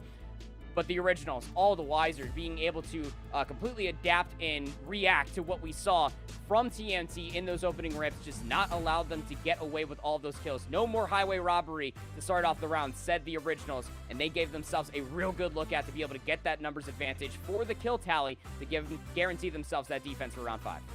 Yeah, brilliant, beautifully done, I think, from the originals, especially again in that round number 4. That is when I think everything changed in that game, because it really did feel like TMT, they had the advantage for sure before that round number 4 did come through. So props to the originals for doing exactly that. They go up 2-1 in the series, and Addy, we said that was a huge map for them. It was a huge map, I think, for TMT. They needed to win it, and well, now things are looking a little bit less spicy for them. That being said, we do go towards a Berlin hardpoint next, and if you've been paying attention, you will have well known that TMT did take map number 1. That was a hard point versus the originals. But I think, you and I kind of said the way we expected this series to lay out. We did kind of feel like if any maps were going to go the way of TMT, it would have been these hard points. Oh, absolutely. And Berlin Hardpoint is another map mode combo that TMT through Season 1 of the Elite are going to feel very, very comfortable on, albeit they've only won it a single time versus Flux Esports. They had a really close Hardpoint 250-238 versus Moneyform, 250-222 versus Sucre's Bakery, two of the other top teams that we currently have in European challengers at this moment of time. But if there's a hardpoint that they might be able to give themselves a real good look at, it's going to be Berlin Hardpoint for the originals. They were able to beat Sucre's Bakery on this exact map mode combo, 250-199, and it was in that exact hardpoint that we got to see this team really come back into a fine form. They were playing from the rotations, they were playing the long angles. Their 2-2 setup is something that can create an absolute nightmare for some teams. But again, it has to be the hard point coming through from TMT. They had to guarantee themselves 1-4 if they want to extend, if not take the series, and be able to steal away a search and destroy versus originals, which is going to be very difficult to do. Yeah, that is ultimately, I think, the win condition for this series overall. We kind of talked about it. They need to win both hard points, and then beyond that as well, steal away one of the searches, steal away the control. Obviously, the control is now fallen by the wayside, and they won't be able to get a chance at that. That being said, of course, the originals must be feeling pretty confident now because, we said it. They are a very good search and destroy team. They felt pretty confident earlier on in that Berlin search and destroy, and ahead of that map number 5. They will be feeling pretty happy that now they have won that control. That being said, we're about to jump in onto map number 4 here, Hardpoint on Berlin. A reminder for you folks at home, the originals, they win this series. They keep their hopes and dreams of qualifying for playoffs for next week here for Challengers Elite in stage number 1 alive. TMT already eliminated for them. This is about going out with a bang. We're jumping into map number 4 here. It's time for Berlin once again. It's time for Hardpoint. And right out of the gate, you see Grad on our screens. How much damage can the originals do there? Of course, going to touch the Hardpoint first. Furious going to draw that first blood. And the first wave of kills will be going the way of originals. TMT forced out for now. The fire jump shot will take down Connor, starting off on the favorite side of the map for the originals. That's what we're almost guaranteed to see. Be able to work your way through the upper courtyard. You'll be inside the office first and foremost, but Wardy, Maple, 2 start-studded individuals for TMT roster. You go back to that 250-175 win on Gavatu to start off our best of 5 series. They were the breadwinners. They were leading the charge constantly. Wardy starting off on a nice little 3, soaking up some hardpoint time, finds the number 4. They get one more kill, they'll find themselves a glide bomb. Niall will not allow that to happen, but a nice little resurgence coming through from TMT to break back in to contest some of this time here on 1, will also guarantee themselves at least an early rotation going over towards 2. Indeed they will. Shaxter fighting for it. As that 1v1 against Furious, of course, now has the support of BB Connor in close proximity as well, and Furious will very quickly fall here. So TMT, happy on this rotation for now. There is one player in close proximity. That is going to be Rafi. Grad also coming up to the play as well. I think Maple towards his backline kind of wants to make sure that there aren't any original players still around here. He's being very cautious of the fact. He even goes to quickly check the corner, but Rafi ends up coming out on top. But while all this is going down, the originals, while they do have players around, nobody from the originals is able to get on through, and even TMT haven't managed to get any time. Yeah, I mean, even Rafi in that position is just trying to hold the angle, just cut down reinforcements from getting inside the hard point. It's all hindering off of the fact that the originals need to find value in breaking from the front. Pinstripe kill feed is not going to be good enough to be able to get that guaranteed time, as it will be a very small lead going in towards 3. Just scrap time down to 10 seconds remaining on to 2. If you're the originals, you will concede the last little bit of this time, making sure that you lock down the docks for this ever so money hill that we have here at 3. It's going to be the originals touching this one first, as you say. Wardy looking to play spoiler early on here. This could be a really good break, I think, for TMT if they could get it going. And, well, Wardy's going to try and just play all by his lonesome for a second. He's going to play a little bit out of sync with the rest of his teammates as they will eventually now hit, but Rafi in from behind. He doesn't want to allow this to happen. Of course, there are still 2 more players to be concerned about, and Rafi spending so long here waiting for those players. He will get taken out from behind, and as BB Connor and Wardy win their fights inside the hardpoint, they're going to be able to flip here. TMT able to get this time. That was a great break coming through from TMT. Again, it was all focused on towards the front. That's where they thought the push was coming from for the originals, and while that was all happening, 2 players were able to lurk their way in towards the docks, get those crane spawns in full effect, and then quite literally flipping the script. Now Connor on 4, 9-4 overall. As far as this hardpoint goes for themselves, 1 more kill for the glide bomb. Might be able to find it. They sure do. Furious will be taken down thanks to the automaton out of Connor. So the glide bomb is in play. So when we're taking a look at the rotation from 3 to 4, that could be a resource that could be used should TMT try to snowball this out, and it's going to be the call. Here comes that streak now from BB Connor, as you say. Wants to use it to try and make sure that the originals don't get a foothold over the train yard hardpoint straight away. But Maple and Connor are going to kick things off with the first blood glide bomb, or otherwise it's going to be a full wipe coming through from TMT. They've got a player in the backline as well. That should influence the spawns. And how about this for a push coming through from TMT? They want to kind of bully the originals early on in this hardpoint. It is working out for them in spades. They do have control of the spawns. Now finally going to get somebody in the hardpoint as well. Connor able to continue on with the streak now on 8 in a row, gets themselves a strafing run. The glide bomb didn't find the kill, but it found all the information, and it funneled all of the originals into positions where they not necessarily would feel rather comfortable with taking a gunfight, and it's all just cleaned up for TMT. Connor now on 9. Gets shot in behind, turns and burns, but can't fully take down Rafi. Maple, of course, will be there for the trade, but the job has been done, as now Maple finds 2 on the rotation, able to get themselves a full-on 40 points coming away from 4. And as we go towards the center of the map, a lot of this hardpoint time will go up towards the game clock unless you can consistently find yourself kill feeds. Connor looking to cause some problems for the originals early on, particularly for this play. At this point in the game, I think the originals can't really afford to let TMT get any more time off the back of this hardpoint. They need to get a chunk of it themselves, if we're honest. And TMT have just done such a good job of zoning these players out. Can they do it again here? Wardy does end up falling. Maple looking to cause some problems up top in that 3rd story. He's going to even play his life first. No, if he turns around and gets his pistol kill as well, that is huge from Maple. We'll have to turn around and get the kill with a reload. It won't happen. The originals now in for some time. But even this, right, it's only 20 seconds at best. 20 seconds are still good time if you're the originals, because let's be honest here, you were down by a whole hard point going into 5. So any sort of time whatsoever will be at least good. Not a full smile on the face for the originals, I'm sure, getting broken like that on 4 and 3. 2 hills that they were probably looking to get set up for some serious time. Going towards the 2nd set of rotations, you can turn P1 into an absolute bunny hill. Getting a lot of good information, especially from Furious and Rafi, albeit cut down. The rest of the TMT are coming from the concourse side. They're trying to break in from the train yard. I think this is Furious playing a little bit of Mirror's Edge at the moment, dipping and diving from window to window. He will end up getting kills off the back of that. Grad, though, still continuing this spree. Will finally be shut down, not before getting that strafing run. That'll be a huge moment that we will be talking about later on. Of course, those streaks, very important. Taking down kills like the train yard, like what we saw from TMT not that long ago. Once again, though, it is TMT in the hard point for the last 25 seconds of time. And the originals here might need to make a choice very quickly about maybe potentially rotating away, but they will want to go for this. Rafi checking around on various areas, deciding to come through the window. Unfortunately, there's a barrier there which he has to get through, so going to need some help from a teammate. Rafi comes through, picks up 2. Wardy going to take him down. Grad looking for the scrap time, will end up finding it. So that's the last 10 seconds or so that will go the originals' way. Now we turn our attention towards the rotation. Niall looking to play his life. Unfortunately, will not be able to. TMT have the much stronger presence over here for now. It is literally just Furious trying to play spoiler, but they will not know about it. That's the key thing. Furious can just kind of play like a ninja at the moment. Yeah, Maple just Kool-Aid bands through the wall, and Old Furious is going to take them down, but the trade will be there from Connor. That power position will be snuffed out. Now Rafi has to break this in from the side. That to slip underneath the wall.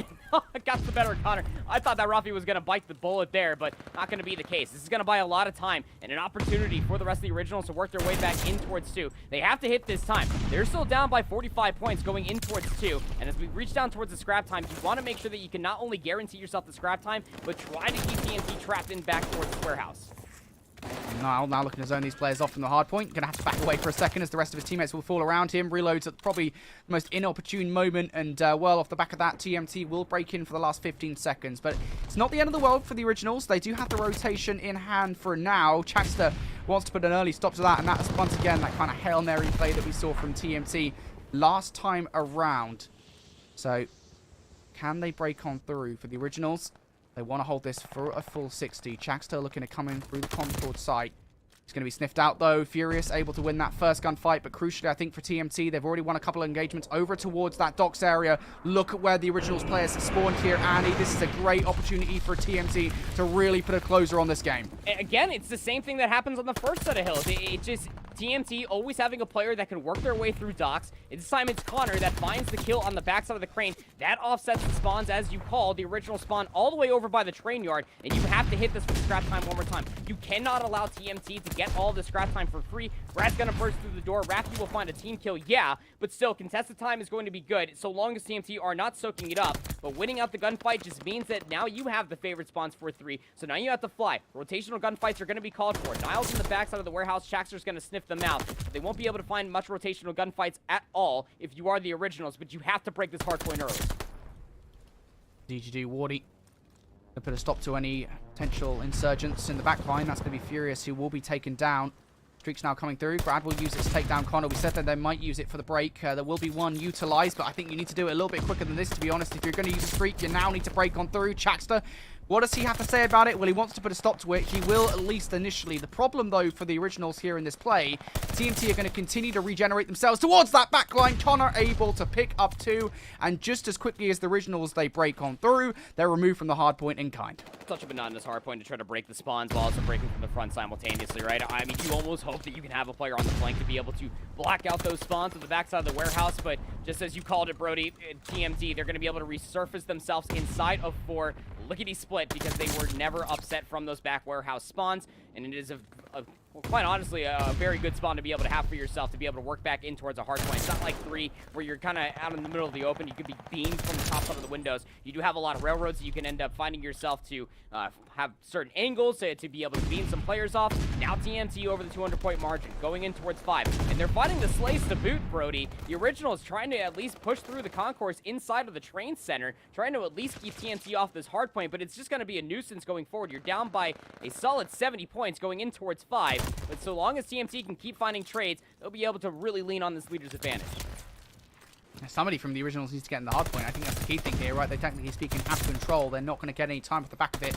And in holding off for a second, they will give TMT a little bit of breathing room. Way too much, as Connor now going to come out on top of the trades. TMT more than happy to just keep the Originals out of the hard point as we hit the 15-second mark. The rotation will now be thought about. I think this might be what the Originals want to do. They need to ensure that the spawns aren't flipped. They also kind of need to ensure that TMT do not get control. Grad looking to force the issue here as those players from TMT push through the scrapyard, through the train yard, sorry. Furious, what can he do about it? He will get shut down. TMT might well take the long approach to this one. The Originals, they've got a long way to go before they tie this game up. Seemingly flawless hardpoint. I mean, you can only give up 48 seconds before TMT end up closing it all the way out. Inside of 1, we will go. Close upper courtyard spawns will be in effect here. Maple turn out some warning shots saying, hey, I'm here. Swaps to the pistol and just rips the head clean off of Rafi. Lord, Maple with a pistol, name a more iconic duo, but the Originals need to find their iconic duo and string together a handful of hard points. Contested time is going to be decent for TMT. Again, that leader's advantage will still be there, but it's being mitigated. The Originals now down just by 30 seconds, and Rafi's also winning rotational gunfights, trying to think of 2 ahead of time. This is huge. This rotation, by the way, the Originals have just got, what, basically a full 50 to 60 seconds off the back of that hard point. TMT really haven't had a look in whatsoever. And for the first time, the Originals back in the conversation here in this game. Here comes the streak down from Niall as a few players fall. That's really inopportune timing. You have to see some heroics from Grad here. There's players around. There's so many players to deal with, and Grad needs to do it all. There is the first kill. Connor, the next player to take out. Grad comes from down up high. He's going to do it, and now the Originals have a little bit of breathing room. 20 seconds in between these two teams, as you said. about 40, if not 50 seconds off of P1, and they're also working with the close spawns to the back of the warehouse. We still have Maple and Chaxter that are over by the C lane, and Maple goes big. They find two. Now Furious has to keep their life, needs to wait for the regen. The Nate will keep the space for now. Maple's not going to allow them to be able to get out for free, or will they, as Furious will turn around and take down Maple. The big old trades coming inside of the mailroom itself will mean that TMT can stand strong. It's a big 1v1 for the last little bit of scrap time, and Grad's going to win it.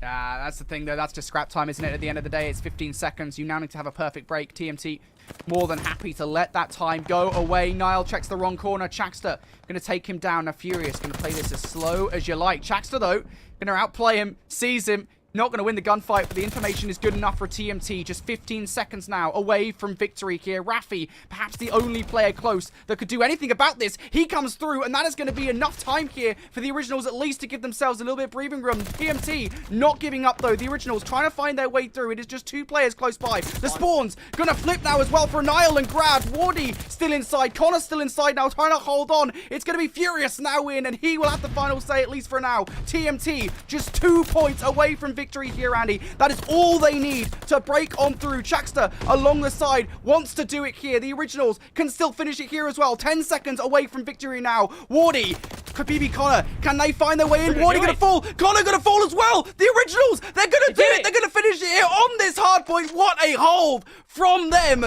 The Originals able to hold off TMT, tenacious as they are, will be eliminated in 4 and already eliminated from Elite. The Originals, they will keep their hopes and dreams alive. Now they wait. I almost felt like a broken record the amount of times that they were down by 80, they were down by 70, then down by 50. But then they found 50 points on P1 in the third set of hills. And as you were saying during P5, during the second, Brody, someone needed to get on the hard point. They did not.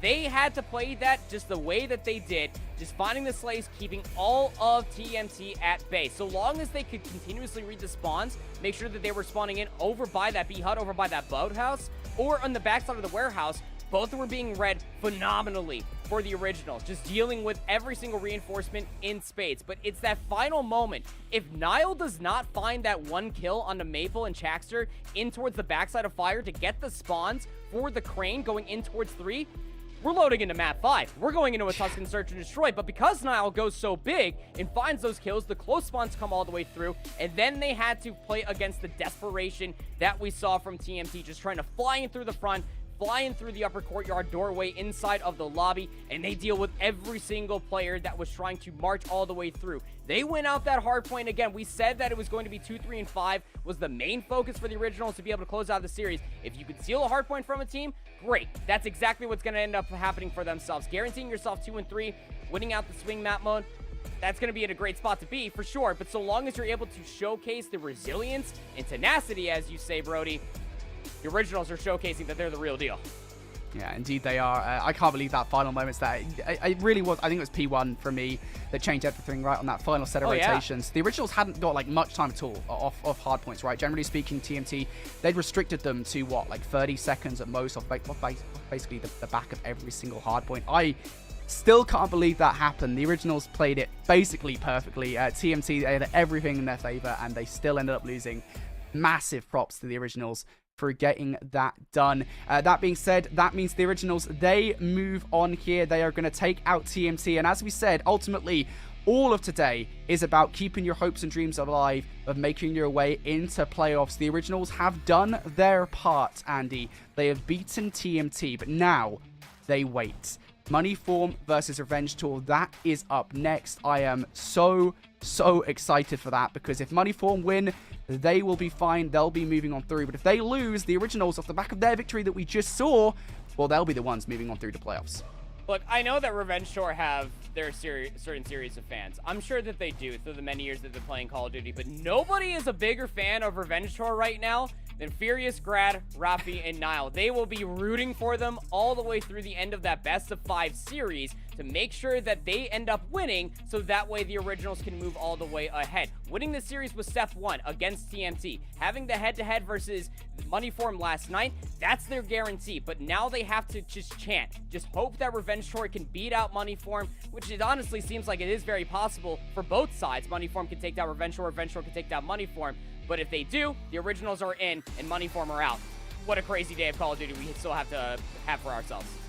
Man, we love challenges. It brings us situations like these. Of course, the next situation is going to be just electric. Moneyform taking on Revenge Tour. What could be the last spot here available for Challengers Elite for playoffs in stage number 1 in Europe? You guys don't want to miss it. Trust me, Andy and I, we're not going to miss it. We're going to be right back after the break.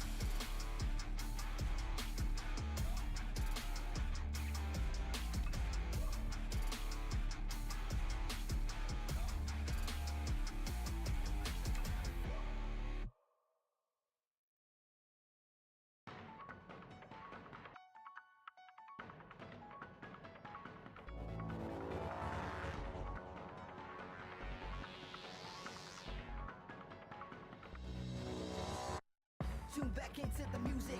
You know how to do this. Don't second guess, just not a test. It's not a race, no black or white. Everything's great. No yesterday, never tomorrow. Only the present, that is your gift. It benefits you only if open. Everyone's chosen, beauty of choice. You can stay silent, forget your voice. You can malign them, hold a grudge, or stand before judge. Just stay in your case. Top of the notion that you were just a mere drop in the ocean. This is your moment, fear is a Trojan horse. When you open or close your doors. Just when you feel like it's too much, just when you feel like you've had enough, take a step back from the edge and take a deep breath. Dance like you'll never. Dance like you'll never. Dance like you'll never. Ever gonna live again. Sometimes you don't like where you live. Sometimes you don't really like your kids. Sometimes you grow out of your friends. Sometimes it's your fault, just admit it. Finger point in the mirror. 3-point back, that's the tearjerker. You can wallow in sorrows, depressed of the past, afraid of the unknown tomorrow. Or you can just live in the now. We all trying to figure it out. The rhythm inside of your chest that's keeping you moving, that's the solution. The ball on the floor is hard to ignore. Endorphin rush will flush your brains while you dance your pain away. Just when you feel like it's too much, just when you feel like you've had enough, take a step back from the edge and take a deep breath. And dance like you'll never. Dance like you'll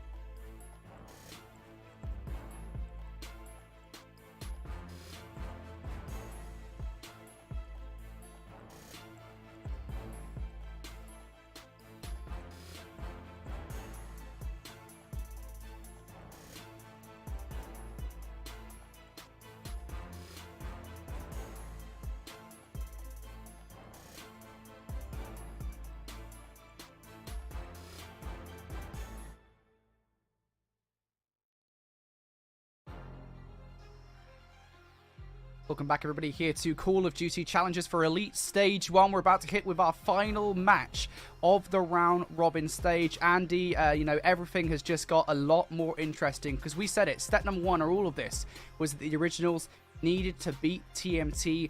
They have done exactly that, and that makes our next match all the more exciting. It really does. Money Form versus Revenge Tour. This one has all the marbles laid out for it as you take a look at the standings. Look at the middle right there. The Originals winning out that series puts them up to a certain series record that Money Form are not going to be happy with. Why? Well, if you missed the broadcast yesterday, first off, I'm sorry, because that was a barn burner of a matchup between the Originals and Money Form, of which the Originals came out on top. The implications lay out just like this. Money Form, they win versus Revenge Tour, they're in. Revenge Tour win, the Originals will have the head-to-head over Money Form, giving them that 4th spot. Yeah, of course. And while it might be a little bit confusing as well, because technically speaking, Revenge Tour lost, they'd be 4 and 3 and such, right? There's a load of head-to-head situations in which Revenge Tour, regardless of what happens in this match, they are through. But, you know, I think this is just such an awesome match. There's just so many storylines coming into this season. I think, if anything, Revenge Tour and Money Form perhaps had the most interesting storylines of all the teams coming into this season, just because of the pure amount of roster changes that we kind of had, I think, overall. Before we get into all of that, though, let's kind of start the conversation with these individual teams and such. I want to talk about Money Form, because this roster, I think, Andy, they have been... I don't think they'll be happy with some of maybe the all right, we're actually going to start on board here with Revenge Tour, right? This is the Revenge Tour team on our screens right now. Denza, Keza, Mythix, and Watson. Let's talk about this team then. I mean, this team...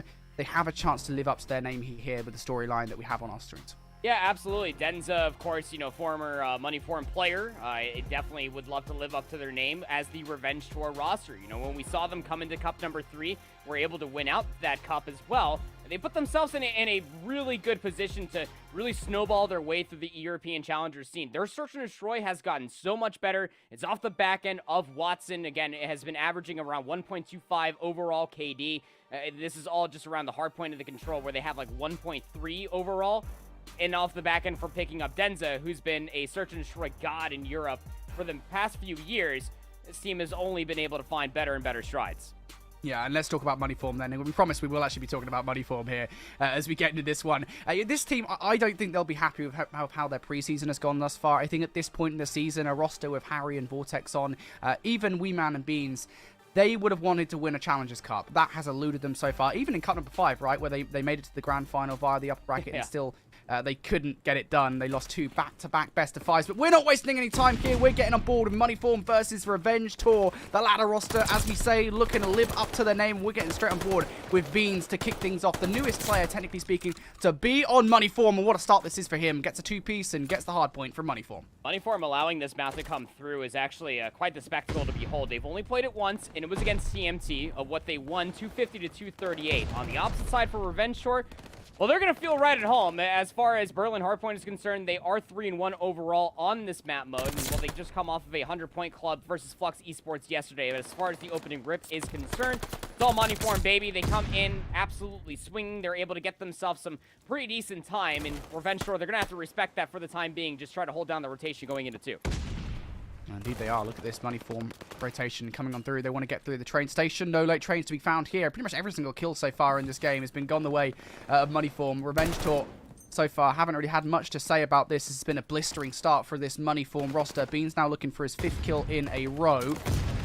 First couple of players for Revenge Tour trying to make their way on through. That's a big stop from Denza to take down Beans. And for Revenge Tour, they're into the hard point for now, but... the question is for how long, really. I mean, you've got players from Money Form still kind of gravitating around the hill. Steve-O fits in extra bullets to the body as well. That player's dead, by the way, Steve-O, mate. You don't really need to do that, but I think at this point it's kind of a confidence thing. He's got an extra 140 bullets in another magazine. He's got feeling all right on a 5 spree. Steve-O's got themselves an early glide bomb going in towards this rotation. 25 seconds now just remaining inside of 2, and well, Money Form are just doing a fantastic job of just keeping Revenge Tour all the way in the back of the warehouse. Now they're resurfacing themselves through the concourse, trying to get through the middle of the map. Steve-O now finds themselves kill number 6, gets themselves a nice strafing run to boot. But you look at the rotation again. Mythix needs to go big. The young buck here in European Challengers, that's a clean kill feed if I've ever seen one for Revenge Tour. Will it upset the spawns? It absolutely will, forcing all Money Form to spawn down by the railroad. It'll be Revenge Tour in for initial top. Indeed it will. Revenge Tour getting a look in at potentially their first solid slot of time here in this game. Of course, there is only one player on the hardpoint right now. Mythic's going to step away for a second while Keza spawns up.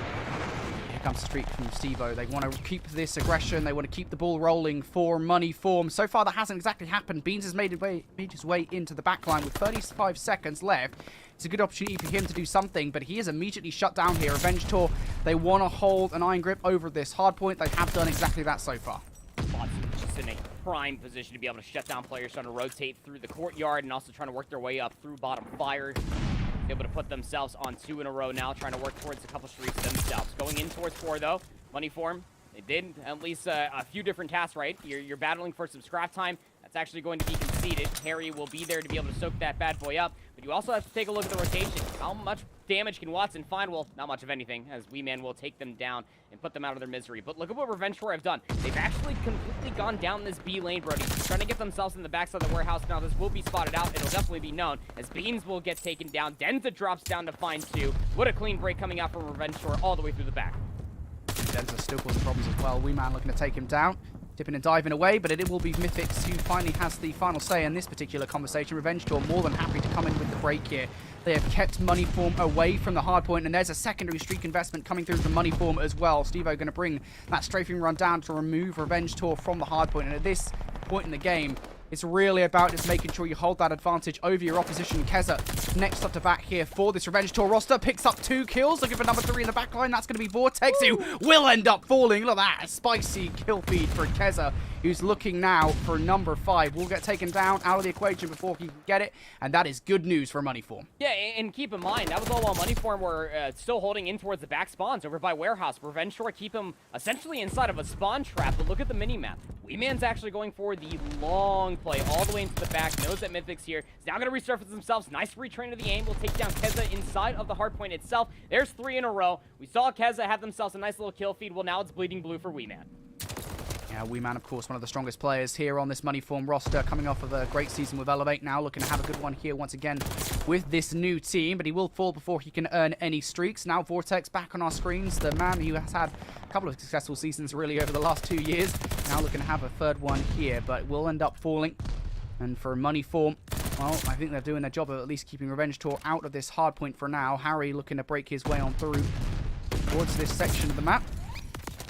And I switch our attention over towards that rotation, of course. With 10 seconds left, the rotation towards P1 will become all the more important. I think at this point in the game here, really, Andy, for Money Form, it's really just about making sure you're prioritizing that rotation. Oh, absolutely, because P1 going in towards the second set, again, it can absolutely be a money hill so long as you deal with the pinch that could be brought on the table by Tenza inside of Fire, though. Actually going to be met by Watson. Does take them down in return for Wee Man. So now you're going to try to resurface yourself. If you are Watson, over by this upper courtyard staircase, just playing patiently, tries to at least get that kill on the Harry. It would have been a big one to coordinate this pinch. Sun comes through on the opposite side, and now Watson can flurry their way back in towards the hard point. Another clean break coming through from Revenge Tour. It was essentially all evened up, just about 20 seconds or so between these two teams. But with these nice little coordinated breaks that Revenge Tour have been able to find on the back few hills, Brody, they can really come back inside of this game and potentially flip it out. Indeed they can. It's going to be all about this rotation, though. Denza in the mid-map. Oh, my goodness.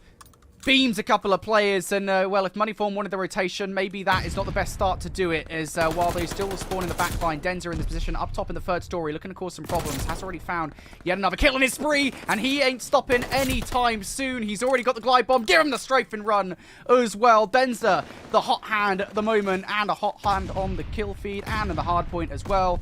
Revenge Tour will be feeling pretty happy about that. Money Form will continue to spawn in this backline. Now Denza looking to invest his streaks as well. Will invest that strafing run just on the outside of Mailroom. This is going to actually force all of Money Form to make a move. Inside the hill, Beans was already weak. Denza keeping this play alive, is on 8 in a row. Knows that there's more players coming in from the backside. We'll see Stevo. Hey, how you doing? Have fun in the respawn screen. Now has Harry over by the window looking to get kill number 10 in a row. But it's not just single-handedly. While Denza's keeping it mixy inside the hard point, the rest of Revenge Tour are all just locking things down on the outskirts from these two different lanes. And that is a clinical break off the rotational kills that came through for Revenge Tour to get some much-needed time to be able to flip out the lead, albeit just a small one for Revenge Tour heading in towards 3. It's Money Form with the closer spawns. Such a huge moment in this game, I think, overall for Revenge Tour, right? To hold on to those last 2 hard points in the way that they did. And Denza on that spree. A very important game for him overall, but it will be money for him. Moment of calm for the inevitable spawn. Here we go for Denza. Going to bring that streak down towards the backline. Mythics and Keza open things up with a couple of kills in their favor. And Moneyform at the back of that will be spawning out. So it will literally only be Harry in this hard point to do anything about this. Look at that clinical break from Revenge Tour. Beautifully done. And now Moneyform have to fight their way back on through. But it's just a continual problem that Denza is bringing to the party. He is really the party pooper, I think, for Moneyform at the moment. They were having a good time, and he comes in there, brings everything down a notch. A return to center as far as party pooping is concerned. Remember that it was Denza that was playing with this Moneyform roster. He got replaced by Beans, and now this is a really big moment for Denza. He's coming out with hot in fire right now. I mean, 25 and 15 through about a 1.5 set of hard points. Absolutely beaming. Even takes down a teammate. That's how much blood Denza is out for in this best of 5 so far. With a 50-point lead, it is growing in towards the second set. It has effectively been about what looks to be about 90 v 15 in favor of Revenge Tour as we go in towards 4. Moneyform will have these close spawns yet again. But you remember the last time around, Brody, just because Moneyform have the close spawns doesn't mean Revenge Tour are not content to hold it from the front. Revenge Tour looking to do exactly that. Moneyform, as you say, trying to make their way in from the back line. Beans able to pick up 2. Now Vortex up to bat. We'll pick up another one as well, and that's as clean of a break as you can get from Moneyform. An important one as well in this game with 30 seconds left. This is not exactly time that you will want to give away to Revenge Tour, and vice versa. I think for Revenge Tour, if they can get Moneyform off the hill, well, why wouldn't you? Vortex going to end up falling. Just now 2 players left up here. It's going to be Beans and Weeman. What can they do? Beans trying to play his life. Almost gets the turn on to Keza there, but it will not be. And I think most importantly here, Andy, with 10 seconds left, Revenge Tour going to keep Moneyform out for the majority of that scrap time. We move over towards the rotation, though.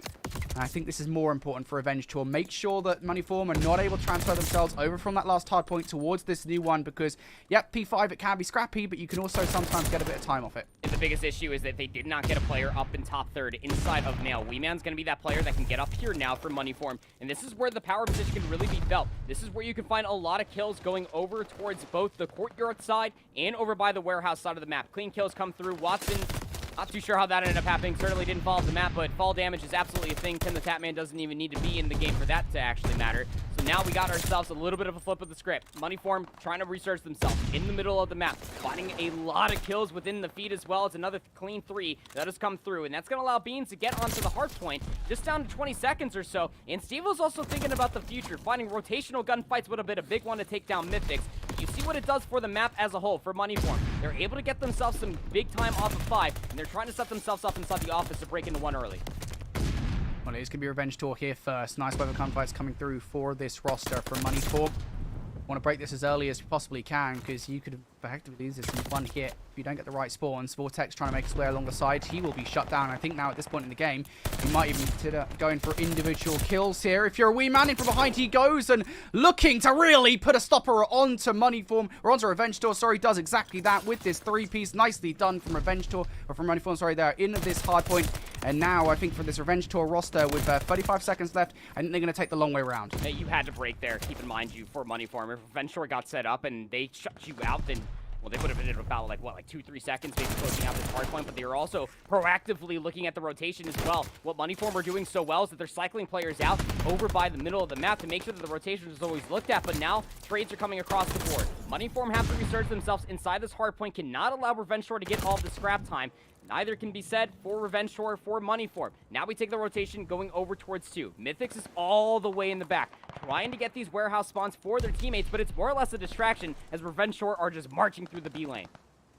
You got to imagine sooner rather than later they'll start thinking about where this player is. Of course, you start player counting at 1 point, don't you? Mythics can't do enough damage here on this rotation, so Moneyform will be the first team in. 1 more player now in from behind will be Watson, trying to pull off what Mythics just did, but he will be in a much better position here with the Automaton, looking for these kills. There's number 1. Beans up close. Watson just going to walk away to try and play his life, but crucially, those gunfights in the kill will not be going the way of Moneyform. Revenge Tour, they just need 20 seconds here at the end of map number 1. Harry walks right into the trap, but he actually springs it without even falling, so picking up 2 kills. Looking to get number 3 will not do it is Weeman, who tries to play his life now. Denza picking up 2. 1v1 for the hard point, and now Revenge Tour, they could still finish it here if they manage to get on through. Vortex wants to try and get them out. Looks though, I mean, he's just going to have to contest really for a second here. If anything, we'll get it done. We will be seeing rotation here, Andy. They're going to be just with 1 second for Revenge Tour, so you have to play clinical hardpoint. Moneyform cannot allow Revenge Tour to find any kills to break inside the hardpoint, and they can't find rotational kills. That's already starting to happen, so now Revenge Tour, they're in the front of the hardpoint. They can break early. Indeed they can. Here we go for Revenge Tour. Can they find their way in? Vortex going to win that first engagement. There is a trade coming through from Watson, though. The pressure starting to come through Revenge Tour. They've managed to find their way in, and there it is. They break in Moneyform. Despite how hard they try, despite that early advantage, it is Revenge Tour who walk away with a map 1 victory. And we really didn't get to preamble a lot of it in terms of how important that map was. And we'll explain why in just a second, but that was a crucial map in the series. It absolutely was, going forward for Revenge Tour to be able to take that first map. I mean, from top to bottom, Denza just was a man-possessed. 40 real kills, by the way, was found by Denza on that Berlin hardpoint. They were flying across the map. Not without a certain amount of resilience coming away from Moneyform within that first set of hills, Brody. I mean, from 1, 2, and then in towards 3, Moneyform looked unbreakable, but then something came alive in Revenge Tour. Maybe a little bit of a rally around what Denza was able to find, breaking in the front side of the hardpoints, because the script got legitimately flipped going in towards the second set. Again, from hills 1 through 3 in the second set, it was somewhere near about like 95, 98 points for Revenge Tour to just about the 19, 20 points of Moneyform. That's the turnaround that they had to end up seeing for themselves. Otherwise, with the streaks in the back pocket of Stevo and everybody else for that Moneyform roster, it would have snowballed out of control. But Revenge Tour, they resurge themselves. They find the rotational gunfights. Denza pops all the way off through the moon. And Stevo, with those body shots, definitely going to be thinking twice about that going forward in this best of 5. Yeah, I think those body shots right out the gate were kind of just a way for Moneyform to really throw Revenge Tour off. They kind of figure out, look, hey, look, we're the veterans in this situation. We can be the ones to throw these guys off early on. It didn't work, though. I think, props to Revenge Tour's coming back in because Moneyform had such a strong start to the game with the P1 and P2 hold that it really did feel like, hey, look, this might be a moment here where we see kind of Moneyform come out the gate swinging. But this was really the moment where everything changed, as you say. Denza going on what I think ends up as a 9-killing spree. Absolutely changes everything, just kind of breaks Moneyform and right slap bang in the middle of the game. Revenge Tour off the back of that, constantly ahead, and well, it's a close one. It's a super close opening to what is a really intense series overall, Andy. I'm very pleased with that. Let's take a look over towards the stat lines then. As you can see, I think the star of the show there, absolutely Denza, at 40 and 27, by the way. This kid is nuts. Went off in that game, and honestly, we can kind of drive this story home time and time again. The reason for that ultimately is he wants revenge.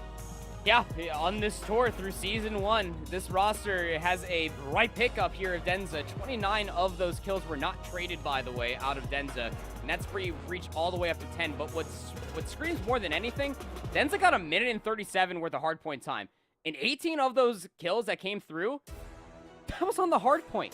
I mean, that is just what you expect coming through from Denza going forward. On this Revenge Tour, for this roster of Revenge Tour, if they want to continue to be lights out across all game modes, it's going to be on the back end of Denza. No shade to what Watson, the young buck of Mythics, and Keza are able to do. We saw bright spots from all the other players for Revenge Tour really put in the legwork, but Denza was the star of the show and will continue to do so long as the team can set up for Denza's success to be able to find those influential 2-3 pieces up the gut in Hardpoint specifically. Yeah, and I think now is the best time to talk about what we wanted to talk about before. Of course, we promised we would talk about it. Andy, that map was really important for both of these two teams. I think looking at Moneyform and Revenge Tour, you and I kind of looked at the records for both of these two teams coming into this matchup. I think for both of them, Revenge Tour, I think they were 7-1, right? Moneyform 9-2. Coming into this one. It is arguably the strongest game mode for both of these two teams, and I think when we get into the map set in just a second, we can talk about why the rest of the series it doesn't look so great for Moneyform now. I think moving forward, that was a massive map for Revenge Tour to take. It absolutely was. Again, just being so close within the hard points, that'll solidify the pace of what we might expect for the rest of the best of 5 series. Here are your guaranteed first 3 maps. We started off with that Berlin hardpoint. It's a double dose of Tuscan. If we have to go to 4 and 5, Gavatu in Berlin will be on the docket, but again, the reason why we say that opening hardpoint was everything, it would have meant more for Moneyform. Again, now 9-3 overall for hardpoint, but when they go in towards the search and destroy, Brody, that is their weakest game mode. 1-7 overall. They have won a single search and destroy, and that was against Young Galactics in that map 5 on Berlin. And it has to almost be a stretch, because if you go to that Berlin Map 5 again, at least Moneyform have been there. But on a Tuscan Search and Destroy, this is where things are going to get rowdy. We know that Revenge Tour, specifically both you and me, casting over the scene when they did end up forming together back in Cup number 3, sparks were illuminating from this roster as a whole. Watson has Denza on their back end. Their Search and Destroy has become so much stronger, which honestly says something off of a back end of a Search and Destroy team that was already so good, that their opening rip-offs, their commitment, and how decisive they are on retaking and working their way in towards one of these bomb sites will be at an all-time high. And it all started off on Tuscan for me for Revenge Tour. I'm really nervous for this Moneyform roster. If they go down 0-2 here, going in towards that Tuscan control, oh, it might just be a hot 3-0, Brody. Yeah, I think that's the big worry, isn't it? I think for this Moneyform roster, you really need to come out swinging here in this series, maybe throw Revenge Tour off. You haven't been able to do it. Yeah, I think on that Search and Destroy conversation here for a roster like Moneyform, it's almost kind of funny in a way, isn't it, that Search and Destroy is their weakest game mode here in stage number 1, just because of kind of what you expect with a roster such as Vortex. When he is on any roster, Search and Destroy has always been their biggest strength. If you talk about last season, back in the Modern Warfare season as well, you look at a roster like August, which was his team back then, and they were very good at Search and Destroy, so much so that generally speaking, you always kind of chalked it up as well. They're probably going to win the S&D in this series, but 1-7, it's kind of shocking, in a way, isn't it? And one thing we do know, though, about this roster, right, is yes, all right, their Search and Destroy might not be great, but they always have had the clutch factor. You know, we talk about the amount of times that rosters with Vortex on it, with Harry on it, have been able to pull off reverse sweeps against teams. Well, hey, look, this isn't a reverse sweep, but Andy, that clutch factor might well come in clutch here. Who would have thought, right? I mean, the X Factor will always end up being there for this Moneyform roster. I mean, we've seen it through so many different titles now. You already talked about dating all the way back to MW 2019. You could even go all the way back to Black Ops 4 if you really wanted to extend the extra year there for this roster, Brody. I mean, when you're considering the odds for this Moneyform roster, it has to be off of players catching this Revenge Tour by surprise, because we know that Revenge Tour, they're going to come out with clinical, almost textbook Search and Destroy. You have to throw a wrench into that system. And for this roster, for Moneyform, when you have players like Beans, who is an overall flex player, again, when you think about this roster as a whole, again, 3 ARs as a whole, but Beans has been picking up the flex role wonderfully. We know Wee Man is going to be that mainstay automaton. Vortex and Harry, through their entire career on Search and Destroy, have made a namesake for themselves to be that wrench in the system for any team that can play textbook. You have to play the routes clinically here on Tuscan. You have so many different avenues open for you for SMGs to be able to work their way to find some flanks and find influential kills. We'll have to see if it all plays out. Yeah, well, let's jump into the Search and Destroy then. This is a map that Revenge Tour will be feeling pretty comfortable on. But hey, look, Moneyform, they've surprised us in the past. They could well surprise us again here. They're going to be starting things off on the offense. Steve-O managed to make it go through you already. Ends up throw that stun out. It is just a check at the end of the day, kind of at least going to gamble that, well, Moneyform aren't going to get the bomb down just yet. Played nade on the Denza. I thought that was going to go over towards the bomb. Oh, it actually ends up finding a tag on the Wee Man and confirming that they are up there. But with Denza finessing in the middle of the map like this, you can't feel comfortable for Steve to plant this bomb. The information being gained here, Watson will end up taking down Wee Man, so I think at this point it kind of forces the hand of Moneyform. That bomb will go down, and Vortex barely gets away with his life. But a 2 versus 4 here, the best they could possibly do, as Beans is the last remaining player. Or sorry, Beans still left up here. Harry will be the player that will end up falling. Nice kill coming in from Vortex, actually a 2 versus 2. Now making it a 2 versus 1. There's surely no way here. Keza in from behind, looking for the second kill as well. Keza lines them up and manages to avoid here Revenge Tour being 2 versus 4 in the first round. Yeah, so you remember that X Factor we were talking about for Moneyform? Well, Revenge Tour also have a Keza, all right? And they certainly have a certain amount of X Factor plays in their back pocket like that. Again, SMGs will feel at home on Tuscan, specifically when you do end up finding yourself to retake the site. All the avenues that you have as an opportunity in the middle of you just comes down to being more twisted than the other. That's exactly what ends up coming through from Keza, just shutting that play down. Moneyform played that really, really well, being able to not only be first-blooded, but to be able to extend that clock, getting themselves on the A site itself. Now it's Revenge Tour's turn for an offense. Beans will break out the Kar 98K, has a good look, but can't lock down the first shot. Will Keza mitigate it? Yes, they will. Taking down Stevo 3v3. Look at the route as well for Keza, just going to run all the way around it. It is a little bit away from the play, but I think for Keza, at least he is safe. As the bomb goes down here for a Revenge Tour. Moneyform. Actually, going to have a free bomb site for themselves. But look at this wraparound for Keza. They have zero idea what's happening. Wee Man most certainly didn't expect that. And of course, the MP40, it can beam at range. Keza still needs to put a little bit of effort in to do it. And now 20 seconds on the clock. Beans will take down Keza. And well, there you go. Mythics and Denza both up in that power position. The Revenge Tour, I mean, what? Moneyform were well aware of that. Oh, absolutely. And Revenge Tour, again, just textbook search and destroy coming all the way through. No resilience being pushed in the middle of the map meant that Keza can get inside of the church for free. More often than not, defensively, you will have a player either top or bottom church. That time around for Moneyform, well, they had a player in bottom church, given that Beans was playing that Car 98K role over towards the ruin side of the map. And it was just the overall collapse there soon after. Even with the bomb being dropped over by the A site, Brody, you still had players in those power positions. Up top fire is exactly where you want to be. Beans not feeling that they have to put away the Car 98K, but might be caught a little bit by surprise. You got 2 players defensively for Revenge Tour inside of the church, and 2 players actually expecting the push to come through from B. This could actually coordinate a little bit of a flank play for Denza and Mythics if they're feeling it. Vortex ready for these players to make that flank, of course. Will make a little bit of noise by closing and opening the door. Mythics, I don't think, has actually heard it, though. There you go. Mythics taken down, but he won't find the second kill. So, if anything, just going to belay those players making their way over towards the bomb site. Wee Man now going to fall as well. So, good news here for Revenge Tour. They've managed to get rid of the players from the power positions, and now they are very far pushed back. But, of course, they don't know where these players are. That's the key thing. Denza has spotted out one. And now looks for the second as well. He knows where the last player is. The information that now you know where Beans is means that you're very likely going to be able to jump on the defuse. Can Beans put a stop to this? Has the sniper rifle in hand? Will actually get the shot off. There is no defuse coming through. It's a 1 versus 3 for Beans. Beans! What a clutch snipe coming through. I mean, Keza was... Oh, but that felt like even like half a second right behind. If Keza picked up the Swifties, if he had better trainers on, he probably ends up finding that kill on the Beans, and the defuse actually will end up coming through, but a big round was opened up. You know, Steve-O being down over by the well, Brody, you almost just hope that they do go 1 for 1. That ends up playing out. There was no way that if you're Vortex, you would assume that there would be a second player over in top maps, because, again, that is a very obscure setup for Revenge Tour defensively. They were expecting a B push to come through. It was not. But still, the trades in the middle of the map was just set up for Beans to be able to find that pistol kill and close things out. Still holding on to the Car 98K. 2 players offensively now for for Revenge Tour, trying to favor themselves down over towards maps, but it's a whole lot of nades and stuns that get thrown through, and it's still going to allow the bomb to be planted. Revenge Tour.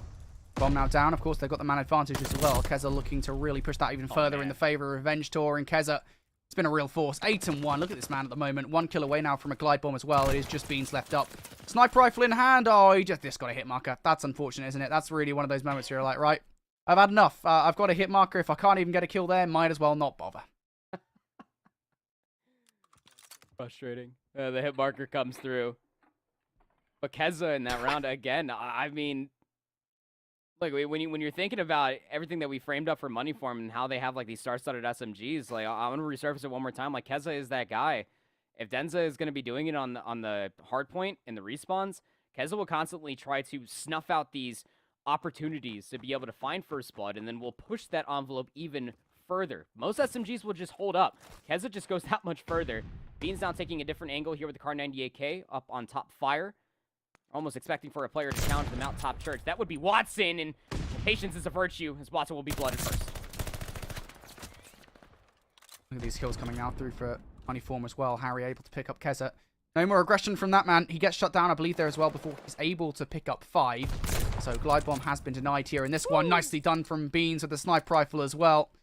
Doesn't matter whose hands it's in. It's going to do some damage, but it's nice to have it in Beans' hands. Absolutely, and this is what you need out of a sniper rifle. I don't care what level of Call of Duty you're playing at, CDL all the way down to the collegiate level, even like online OLTs. Like, you have to be able to proactively change your position, and that's exactly what Beans has been doing. A lot of pressure from snipers will constantly put themselves over by ruins. Sometimes they'll put themselves on the little head glitch just over by this alleyway leading in towards the middle of the map. But Beans makes a heads-up play, and they put themselves up on top fire. More often than not, you'll see an automaton up there. Throws that wrench into the system that we're talking about that Moneyform need to continuously find if they want to offset Revenge Tour in the search. Well, Nate being front out from Denzer. He wanted to kind of zone off Beans from the plate as he gets this bomb down. He will do so. Not exactly damage 3, but at least his life still remains intact. Denzer sees Vortex there. Sees him throwing a nade. I think things better of the play. Just like, yeah, someone else can deal with that player. I ain't falling foul to a nade at this point in the game as Now a 2 versus 4 situation. Make it a 2 versus 3 as Harry does pick up one. It is just Beans left with a sniper rifle. And of course, they know that Beans has a sniper rifle. But Beans is going to get one nice sniping through. That's all he's going to be gifted. And yeah, they kind of knew Beans had the sniper rifle in that position. Yeah, he could have picked up another weapon, but it's more likely than not he's just going to have the sniper. That's why they kind of rushed at him. Yeah, double challenge, or in this instance, triple challenge it. Do not let Beans put themselves in a situation where they can isolate kills, find another weapon, and play around with the Kar 98K. Keza is 9-2, by the way. Casual stuff coming out from the kid. Just constantly finding these avenues to be able to push inside a church or find different avenues. And, well, here comes that play call now for money for him. Now, if you're Revenge Tour, you're going to have 2 players over here defensively again. They're going to have to go big here as Mythic. 1-for-1 would be great. There's the first. They're just playing the doorway, just setting it up for Denza, who does find 2, and then snaps through the wall for the 3rd. Will they find all the ace in the world? Oh, my goodness. Yeah, that was quick. You know, you can't do much in that time. I'll tell you that much. That was super quick, and yeah, that's one of those kind of play calls. Yeah, one of those nicely done from Denzer to close things out. But that's one of those play calls. Sometimes it kind of works, sometimes it doesn't. Where Money Form are just like, right, let's try and make a Hail Mary play. It's not often you see those B pushes, and well, that's exactly why. And well, this search and destroy for Revenge Tour has gone swimmingly. And talk about the ace. Well, Denzer now 1 kill away from a glide bomb. If he gets the kill, you're going to imagine he's just going to bring that boy down. Gonna be another A-rush straight through the gut. You have to respect this if you are Money Form. Nice stun. We'll find a lot of information in the middle of the map, but look at this play call. Revenge Tour just so aggressive. Well, the aggression doesn't actually work out this time, and that's really thankful, I think, for the Money Form roster that they do end up getting that first blood, because I don't know if you'd be able to stop Revenge Tour if they were to get that first blood through. Importantly, it was against Denza. Keza going to pick up 1 kill here. Wee Man now going to be out of the game. And once again, look at Keza. Look at this man. He's just constantly finding routes in from behind. Money Form well aware of it this time, though. Won't be able to catch the player off guard, but it doesn't matter anyway. He'll take him head on. Vortex will fall, but it doesn't matter anyway. Money Form, they deal with the aggression finally. Yeah, again, you know, when you're thinking about that play, we saw Keza make it 2 different times on offense, just as a solo SMG play, trying to make their way all the way through the middle of the map. But that one stun that came out from Top Church out of Money Form, it read the play, and it delayed it even more so for the player that was lurking down by the column, expecting for a push to come through from top patio, to then put themselves in a position to help things out in bottom church. Keza may be 11-3, but the aggression play does not pay off. And you have rounds to play with if you are Revenge Tour, still up on map point. Defensively, going to go back towards the same setup. Denza with the sniper rifle this time around will take Stevo out early. Denza with the sniper plays. We haven't seen much from him so far with the sniper rifle. It's normally been Beans who's been doing all the damage on the other side from Money Form. Now, though, he's started things very strong here, looking for somebody else to push him. Fortunately, it won't happen just yet. Harry's getting close to it, though. Will end up going for it, and now I think Denza, your best idea might be just to run away. He even gets a hit marker. What is it with these hit markers today? The second, man. That's the second hit marker we've seen today. What is going on? It's 2 at least.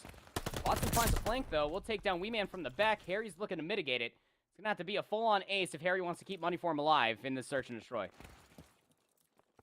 I think there was a kind of a moment of realization. You could see it on the minimap for Revenge Tour. They started to push him. They were like, hang on, we don't need to do this. Harry's got the bomb. He needs to do everything here in this 1 versus 3. Got to find a way for that bomb to make it over to a bomb site. Kez should spot him out here, and actually will not before Harry gets that kill. So now it's how quickly these players react, and Harry has been spotted out. You should see the reaction coming through from Denza, but it doesn't actually happen. Harry here going to run away over towards A. He's been spotted out, though. Doesn't matter. Revenge Tour.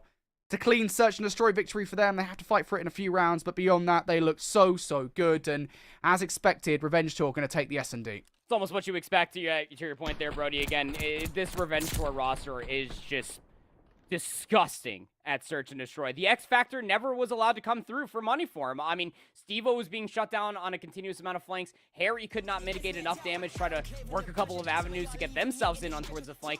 Most of the damage, most of the kills, and everything else in between was found by Beans and that sniper rifle, trying to get themselves the numbers advantage, trying to find those early first bloods. That was all from Beans, but from every other kill that was then found soon after, you always had a Keza try to root you out from those setups, trying to upset you from finding these very dorky timings that we know Keza has more than likely had ingrained in the back of their brain for Vanguard so far. It just looks so well rehearsed for Revenge Tour. And keep in mind, that was actually Revenge Tour's first Tuscan Search and Destroy played in the series Season 1 of the Elite for Europe. And we can see why a lot of teams have been hard vetoing this out from Revenge Tour. You do not want to be facing this team. They have so many bags of tricks up their sleeve. Yeah, I think the one difference between the two teams that really made all of the difference in the game was that Revenge Tour were just decisive. Everything they were doing, they just looked so snappy. I mean, the amount of times at the beginning there, Keza was giving Moneyform the run around, and that wasn't the only player that was giving Moneyform the run around, although it most certainly will bear out in the scoreboard at the end as Keza hits 11 kills, 4 deaths, definitely the best performing player there, but everybody had a part to play. Everybody had a moment there where they went off in that search and destroy on Tuscan. They made Moneyform look lost. And, I think on the scoreboard here, it does just show out that everybody really did do something. Yeah, absolutely. I mean, when we talk about the clinical search and destroy for Revenge Tour, we just talk about surgical search and destroy for no matter the team. It's never just one player. I mean, it certainly helps when you have a player going AWOL like Keza with an MP40 on Tuscan going 11-4 like that. But it's what every single kill means. We brought up this point about a good 3 times at this point. It's how decisive they are on every single one of these commitments. Each kill means something, and when they end up losing a number, they know that each death also means something to be able to concede the space, to reserve the space, if you will. Knowing that there has to be a player to be able to work a certain angle from a different avenue, those timings, again, ingrained in the back part of Revenge Tour's minds. Search and Destroy will forever be a boon of success for that team because they're playing it just so methodically. It is textbook coming out from them. Yeah, I think overall right now, if you're the originals, you're salivating. You're pretty happy with this situation, of course. You're on your 4-step plan. Step 1, beat out TNT. Step 2, we need to see Moneyform lose here. Step 3, God knows what. And then Step 4, profit. That's what we love to see at the moment for the originals fan. For Moneyform, however, they are probably not feeling great in this position. That being said, obviously we mentioned it before we got into the search and destroy.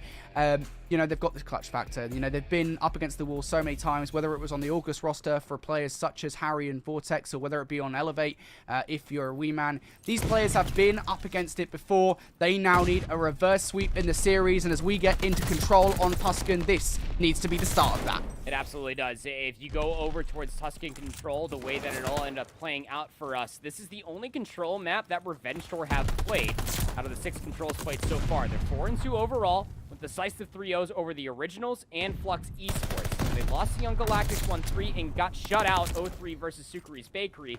But for Moneyform, out of the 2 times that they have played on Tuscan Control, they won it both times in a round number 5. On offense first, Revenge Tour, smart call by them, trying to assault the B zone early. If you can get early tick progression, good for you. But it's all about stopping that clock as they're working up the tick progression. Oh, look at this coming out from Keza right out the gate, looking for 2 kills. We'll find both of them, and that really, if anything, is just to provide a little distraction. Veil of God knows what the hell is going on for Moneyform, as while they did feel the pressure over towards B, it's actually Revenge Tour looking to capture A. There it is. The point has been secured. Now they can focus all of their efforts on towards B. But look at Revenge Tour on the minimap here, Andy. They have set themselves up for this push. They need to be very careful, though, because very often you will find yourselves kind of spreading yourselves a little bit too thin. And Revenge Tour, they've already got the presence in from behind.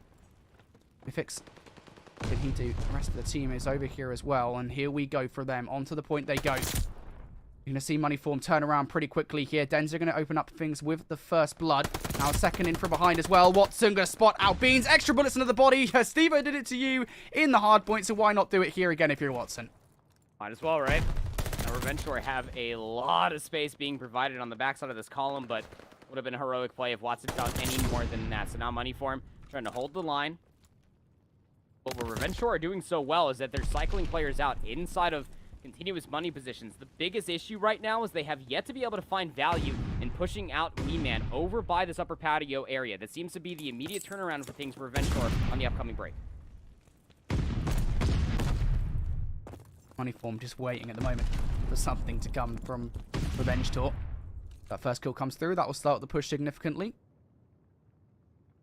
Got Keza and Watson, though. You can see them on the other side here of the command center. They're calling the backup as well from Denzer and Mythix. But as one of them falls, once again, this is the big problem. You don't really want to be going into any given engagement in a 3 versus 4. You want to go in at full strength, and I don't think they have much of a choice here. They can't really afford to waste any more time. You need to go basically now. Vortex putting the pressure in. We'll be looking to come in from behind. Mythix able to get one, but here comes Vortex. In for 1, in for 2. He's now on a 5-6 spree. That's 2 streaks for Moneyform. He's feeling pretty hot. And feeling pretty darn hot indeed. Keza's still over here, by the way, inside of the column. He touched the zone, so you know that Moneyform are definitely aware that Keza might still be over here in the upper patio area, but how do you deal with them going forward? They're just going to try to hold the space for now. Stevo got taken down over by the alleyway. That play was exhausting of time for two different reasons. Again, Revenge Tour, they are trying to coordinate a pinch to be able to effectively break this column zone in two different fronts. Watts is going to find some timing in the back. Should be a free kill for one. Are they going to take down Beans as a second? Would be massive if they do. The beatdown is better for Beans, but you're still on the zone. You're still stopping that clock if you're Revenge Tour. 11 seconds. This needs to be a good push coming in for Revenge Tour. Now Denza are able to pick up one. They're going to try and surely stack the point here. You've got to imagine Wee Man, though, looking down the line of sight, will be able to pick up one. Now it is just Mythics and Watson in the play. They need to go huge now. Just the latter. Watson will end up falling. No respawns remaining for Revenge Tour, and they're not the fastest players in the world. They will not touch the point in time. That is a round done and dusted for Moneyform. Hey, we'd almost have to call in the Nimbus Cloud just to be able to fly across the map that fast, right? But it's not going to be the case still. Able to find themselves at least an offensive push to be able to open up the floodgates going forward for future offensive rounds out from Revenge Tour. But Moneyform hold the line. They hold strong. Again, never allowing Revenge Tour to be able to win out on two different fronts. Again, the easiest way that you will see B-Zone being taken is if you end up having pinches from two different sides. Seems that a player might be having a little bit of a lobby issue, so we're going to see just all of Moneyform just taking down each other in Revenge Tour as well. So, yeah, again, when it comes out of the B-Zone as well, continuing on the conversation here, Brody, the reason why you're seeing a lot of teams just try to exhaust a lot of time before actually coordinating the break inside of the column zone down by B is because they want players to be able to find kills on that God Heady, that is that tank formation on the backside where the defense do spawn up originally. If you can end up getting at least one player back there, and you can have the other two players that are pushing in through maps get the upper patio side, you're actually going to force all of the defensive team to spawn over by that cut, up by the ruins. That is a long way for them to try to work their way back over towards the B zone to be able to break it, and it's all going to have to come through the alleyway. It's very rare that if you do spawn up there for the defensive team,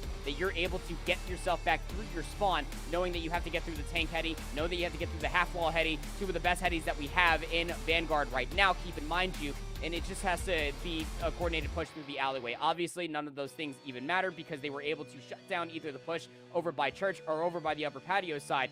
It's just a war of attrition from there on out, of which Moneyform did a fantastic job at least guaranteeing themselves that defensive round. Yeah, one thing I will say is that's got to suck, by the way, to have to reset, because what we saw Vortex get streaks there for Moneyform. He'll be really annoyed that this is going to happen, of course, because that was a solid start, as you say, for the Moneyform roster. There was actually one moment there in that game, right, with Revenge Tour, where I think they actually just about missed being able to get the second tick progression on the point.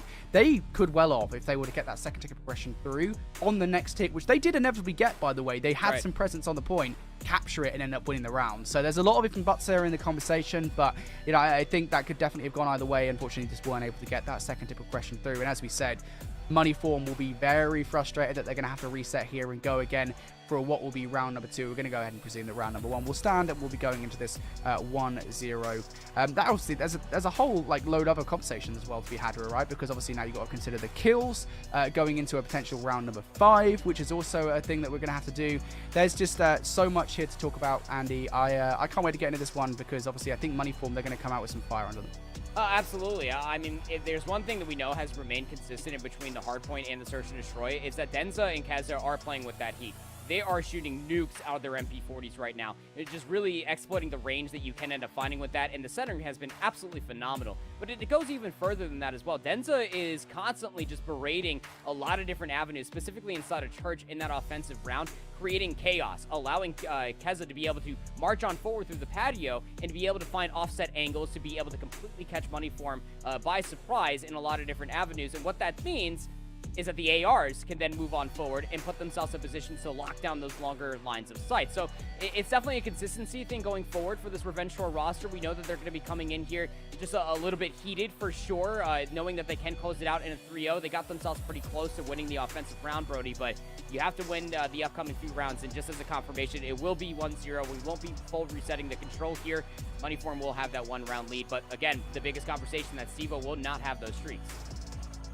Yeah, for sure. I can't get over that. It's going to be so frustrating, I think, for Steve, especially because, like, you always need some kind of momentum swinger in your favor, right? Especially after what has been a not so great hard point and a not so great search and destroy, albeit, you know, they definitely came out swinging in the hard point. It's not about how you start in hard point, it's about how you finish. And ultimately, they did end up losing map number 1. I think so far, there's just a lot of frustration from Moneyform. I think, you know, say if they were to lose this now, if they were to be 3-0'd ultimately by Revenge Tour, that'll be, I think, one of the first things we hear from this Moneyform roster is just a venting of frustration, if you will, that this has even happened, because it can be really annoying. You kind of just want to get straight in a round up to, hey, look, guys, we've got streaks, we're ready to go. Let's use them here on our offensive round, because we know how important those can be on a control. I think for Moneyform, the key thing for me here, and I will say this much, I don't think it's going to be anything that will necessarily happen to them, because obviously there's a lot of veteranship on this team.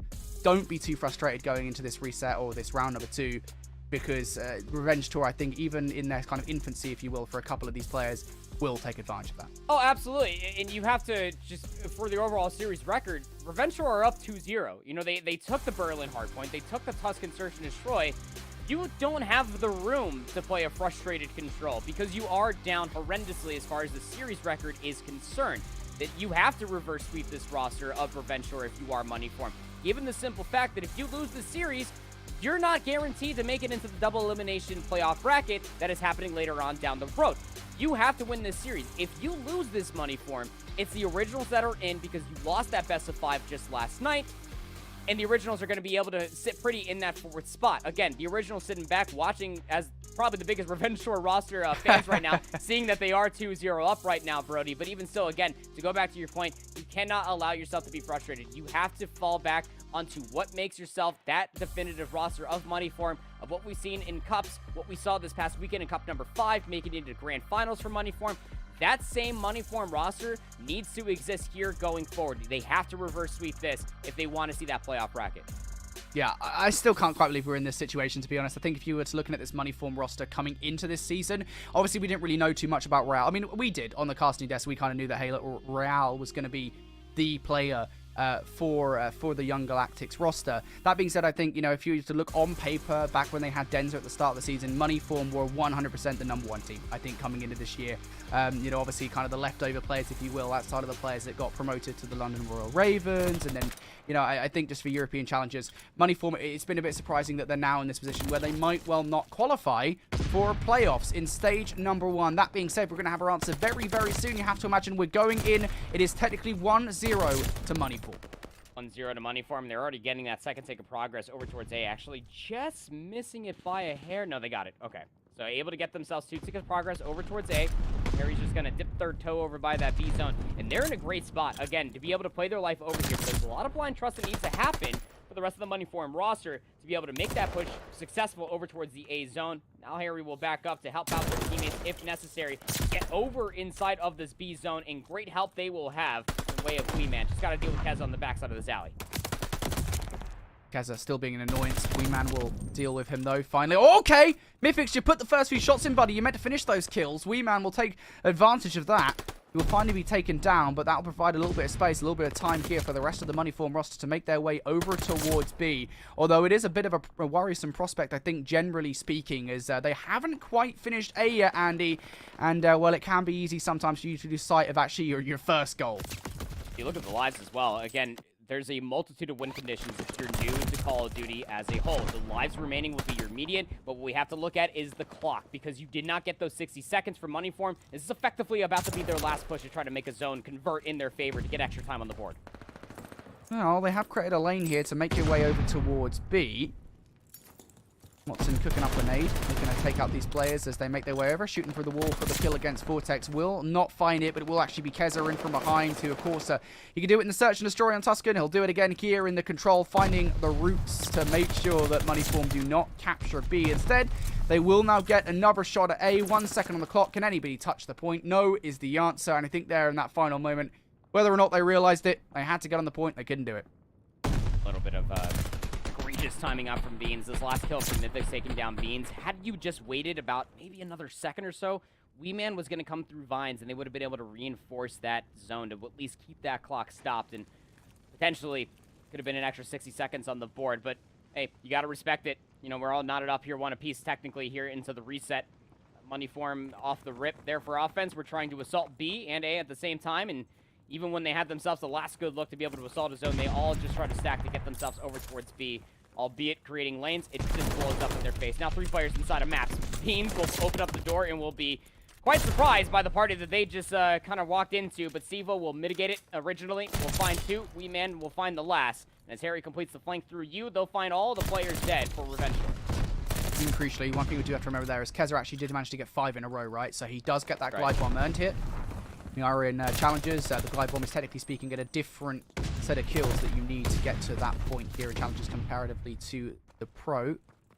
Regardless, though, Revenge Tour at the moment. Now looking to grab control of A. Money form, I don't think we want to invest any lives in it just yet, at least until they're ready to collapse onto the point. Beans getting that first blood will maybe make this a little bit more of a realistic proposition. Harry trying to put some pressure on. Denza, I think now coming in from behind could cause some problems for this Money form roster, as it has been all series long. We'll pick up 2 kills in quick succession. The kills on the point will be going the Revenge Tour's way as well. This is A surely falling by the wayside here as Revenge Tour feeling pretty comfortable. Sivo needs to go big. They don't know where Sivo's is right now. Sivo's actually all the way on the backside inside of fire. Good shots will come through to take down a Watson. This offensive push to mean something. And this is a great call from the glide bomb. We'll take down Wee Man in the back. And now Revenge Tour can get themselves set up to try to take this B zone. This is still a one-dimensional push, even if it is from behind. Nobody coming in from the front. It is now just a 2 versus 4. Make that a 2 versus 3 as well, as one of those players is pushed through all the way to the rooftop. Denza, the last player left alive here, is Kezer has fallen. And I think for Denza at this point, play for this glide bomb if you can. We've already seen streak investment coming through from Mythics. And there it is. Denza, we're looking for number 6 as well. Oh my god, Denza. He does actually end up getting the streak now. The glide bomb has been earned. And now for Revenge Tour. Is he going to use it straight away? The answer will be yes. Money form. How do you react to this? At the very least, you gain quite a bit of information. Oh, what a nice little bend out of Denza to take down Sivo, trying to get themselves into the safety of radio. Won't happen. And now the push will be successful, coming through on 2 different fronts. They got through the patio. Revenge Tour are on the B zone, and they're stacking it, Brody. This is what you love to see. We don't often see stacks coming on through from Revenge Tour. Can Money form deal with it? The answer is no, they can't. And this is what we've been saying on Tuscan Control, even on a map such as Garvey 2 Control. We rarely see teams just stack the point. They always favor map control over anything else. And Revenge Tour, they are able to win the offensive round. So difficult to be able to do. But again, they have that setup that I was talking about. You know, you use the glide bomb. You allow for at least 1 player for Revenge Tour to get in towards the back on the Godheady of the tank. You're not going to try to take that back if you're Money form. You saw that from the glide bomb perspective out of Denza, who's on a 7 spree, by the way, that they then use their glide bomb to cut off the rotation from top sandbags. And then all the other players for Money form just have to come down through the alleyway. So now you have to win the next 2 rounds if you're Money form. No excuses. You have to win an offensive round here to force out that round number 5. It is 1-2 off of the reset. And Beans might find some time to get themselves 2 off the rip here. They're just going to leave Wee Man behind to try to soak up this A zone for the time being while the rest of the teammates try to find value inside the church. Well, Money form needs to come out swinging here in this round. You've got streaks to work against as well for Revenge Tour, I believe. It's going to be a tough one. Wee Man starting to put something together, though, and there is one of those streaks coming down. Wee Man, unfortunately, will end up falling, and I think for Money form here in this position, they want to get a slice of B. You got to remember, though, they did look fractured over in round number 2 as well, and it didn't work. Glide bomb now from Keza will get Stevo off of the column zone before the first tick actually comes all the way through. But Harry's still over here, so they can actually complete this first tick if they want to. But the problem was that Wee Man over by the A zone did get taken down. And now you have a big flank coming through from Denza. Keza needs to go big. Can't even find the first. But the nade coming through from Watson will at least take down Stevo up top on the patio. And then Denza, Mythics, they'll clean up the rest of the players, stopping yet another push out from Money form. Yeah, that was why that B push was a risk, because now you find yourself in this position, right? You've given Revenge Tour quite a lot of positioning on the minimap. Look at now Denza coming in from behind. How much damage can he do? Moneyform have 0 idea. He is here, by the way. Denza looking to put the nail in the coffin here for Moneyform. 35 seconds left on the clock. How damaging can he be? He will pick up 2 kills before falling. Now Keza's going to be right here to pick up the slack, but Wee Man, nice little jump shot will catch Keza by surprise, going inside a church, rather. And again, Moneyform relentlessly trying to get themselves over towards the B zone. You do have Harry cutting off the spawn. Beans stays alive. Reads that there's one more player up top, but the shaky shots won't be able to lock down the kill, and Harry can't find the trade. Watson for 2 will keep that B zone intact for Revenge Tour. Moneyform, they're down to 24 seconds. They got to commit towards this A zone. Yeah, you got to stack this point basically right now to add an extra 60 seconds onto the clock. Of course, you technically do have an advantage in lives, but really time is your enemy on the offense here on Tuscan. I think Revenge Tour smartly do not want to give anything away to Moneyform here. Just going to let them capture the A point, and now an extra 60 seconds will be coming onto the clock here. So Moneyform going to extend this round. Denza in from behind, though, continuing to be a problem for this Moneyform roster. Beans will turn around to deal with him, and at least that pressure has been alleviated from that side. But it is now Keza who will be spawning up close. And once again, look at this. Watson, he comes to push on the rooftops. There is just constantly a pressure in from behind from Revenge Tour. Main AR, by the way, making a flank play over towards the rooftops. Watson now finds himself on a 4. Just the versatility that you can do. You can have your roles for sure, but it's about being versatile as far as what is necessary in a lot of these rounds. 45 seconds remaining. 3 life lead now as Watson finds himself a glide. He's going to dip back over and take a look at radio. Harry's going to walk into their line of sight. There's the strafing run as well. Watson can blow up this play, calls in the strafing run, will cut down the reinforcements trying to get inside of maps. Now Revenge Tour looking for a 3-1 victory here in the control. They just have 30 seconds on the clock. Moneyform to find something. Wee Man picks up that first blood. There's a second around the corner. It's going to be Vortex. Beans also there, but Mythic's trying to play Guardian, trying to hold these players at bay, and it's going to happen as well as Mythic's picks up that blood. Moneyform down to their final 3 players. Make it 2 players. It is just Beans and Vortex left up, and if you're Beans in this position, you can't get close. Vortex, you're nowhere near the point, and Moneyform will be 3-0'd in the series. They will not be in playoffs. The Originals will. What a crazy turn of events. I mean, we talked about it. It had to be the map 1 for Moneyform to take it, knowing that Search and Destroy was going to be the better game mode for Revenge Tour. The control could have been tossed up in the air. But the way that we just saw Revenge Tour just relentlessly striking flanks, just always sniffing out where the rest of the players from Moneyform were coming from, was phenomenal. And to be able to win an offensive round on Tuscan, or control in general in Vanguard, that is not easy to do. But the decisiveness is also just coexisting, as we saw in Search and Destroy, just happened again in control, specifically on that offensive round for Revenge Tour. To be able to utilize the streaks, to guarantee themselves those power positions in the back defensive spawns, put themselves in such a great spot to be able to not only get themselves the life lead, but to also put themselves in a position to get themselves an offensive round win. Moneyform gave themselves a lot of good opportunities, but continuously assaulting that B zone always opened up the flank to come all the way through. If it was Watson over by the rooftops to end out that map, if it was Denza through the middle of the map, trying to find flanks and opportunities to be able to upset players on the rotation, you name it. Moneyform were just, I mean, their mental was just broken at that point. They just were trying to single file line to try to get themselves in towards Church. They never really gave any sort of consideration that there could be a player on the flank, and by the time that they did, it was just too late. Denza, Watson being able to find those 2 kills when the flank was also happening at the same time, just cutting down the reinforcements. Moneyform just never had numbers to be able to successfully break their way in towards that column zone. I can't believe it. We'll probably be talking about that map for the rest of the night, mate. Just incredible. It really is. But that is Europe done. We can take a look over towards the schedule then to show you what's happening over in North America.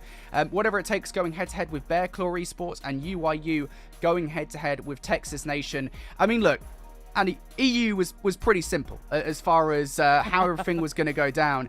NA is much less so. There's 5 teams currently fighting it out for the last 3 remaining spots. UYU are the only team that is currently qualified. Yep, there's only one guaranteed team in North America. That is UYU. As you said, there is so much opportunity. As again, we'll talk about it more once we come back in the live for North America. But you currently have a 3-way tie of 3 different teams that are 4-2, 18 to crack, whatever it takes. Texas Nation all in a position to be able to either get relegated or qualify for that double elimination bracket. Brody, tonight is going to get weird.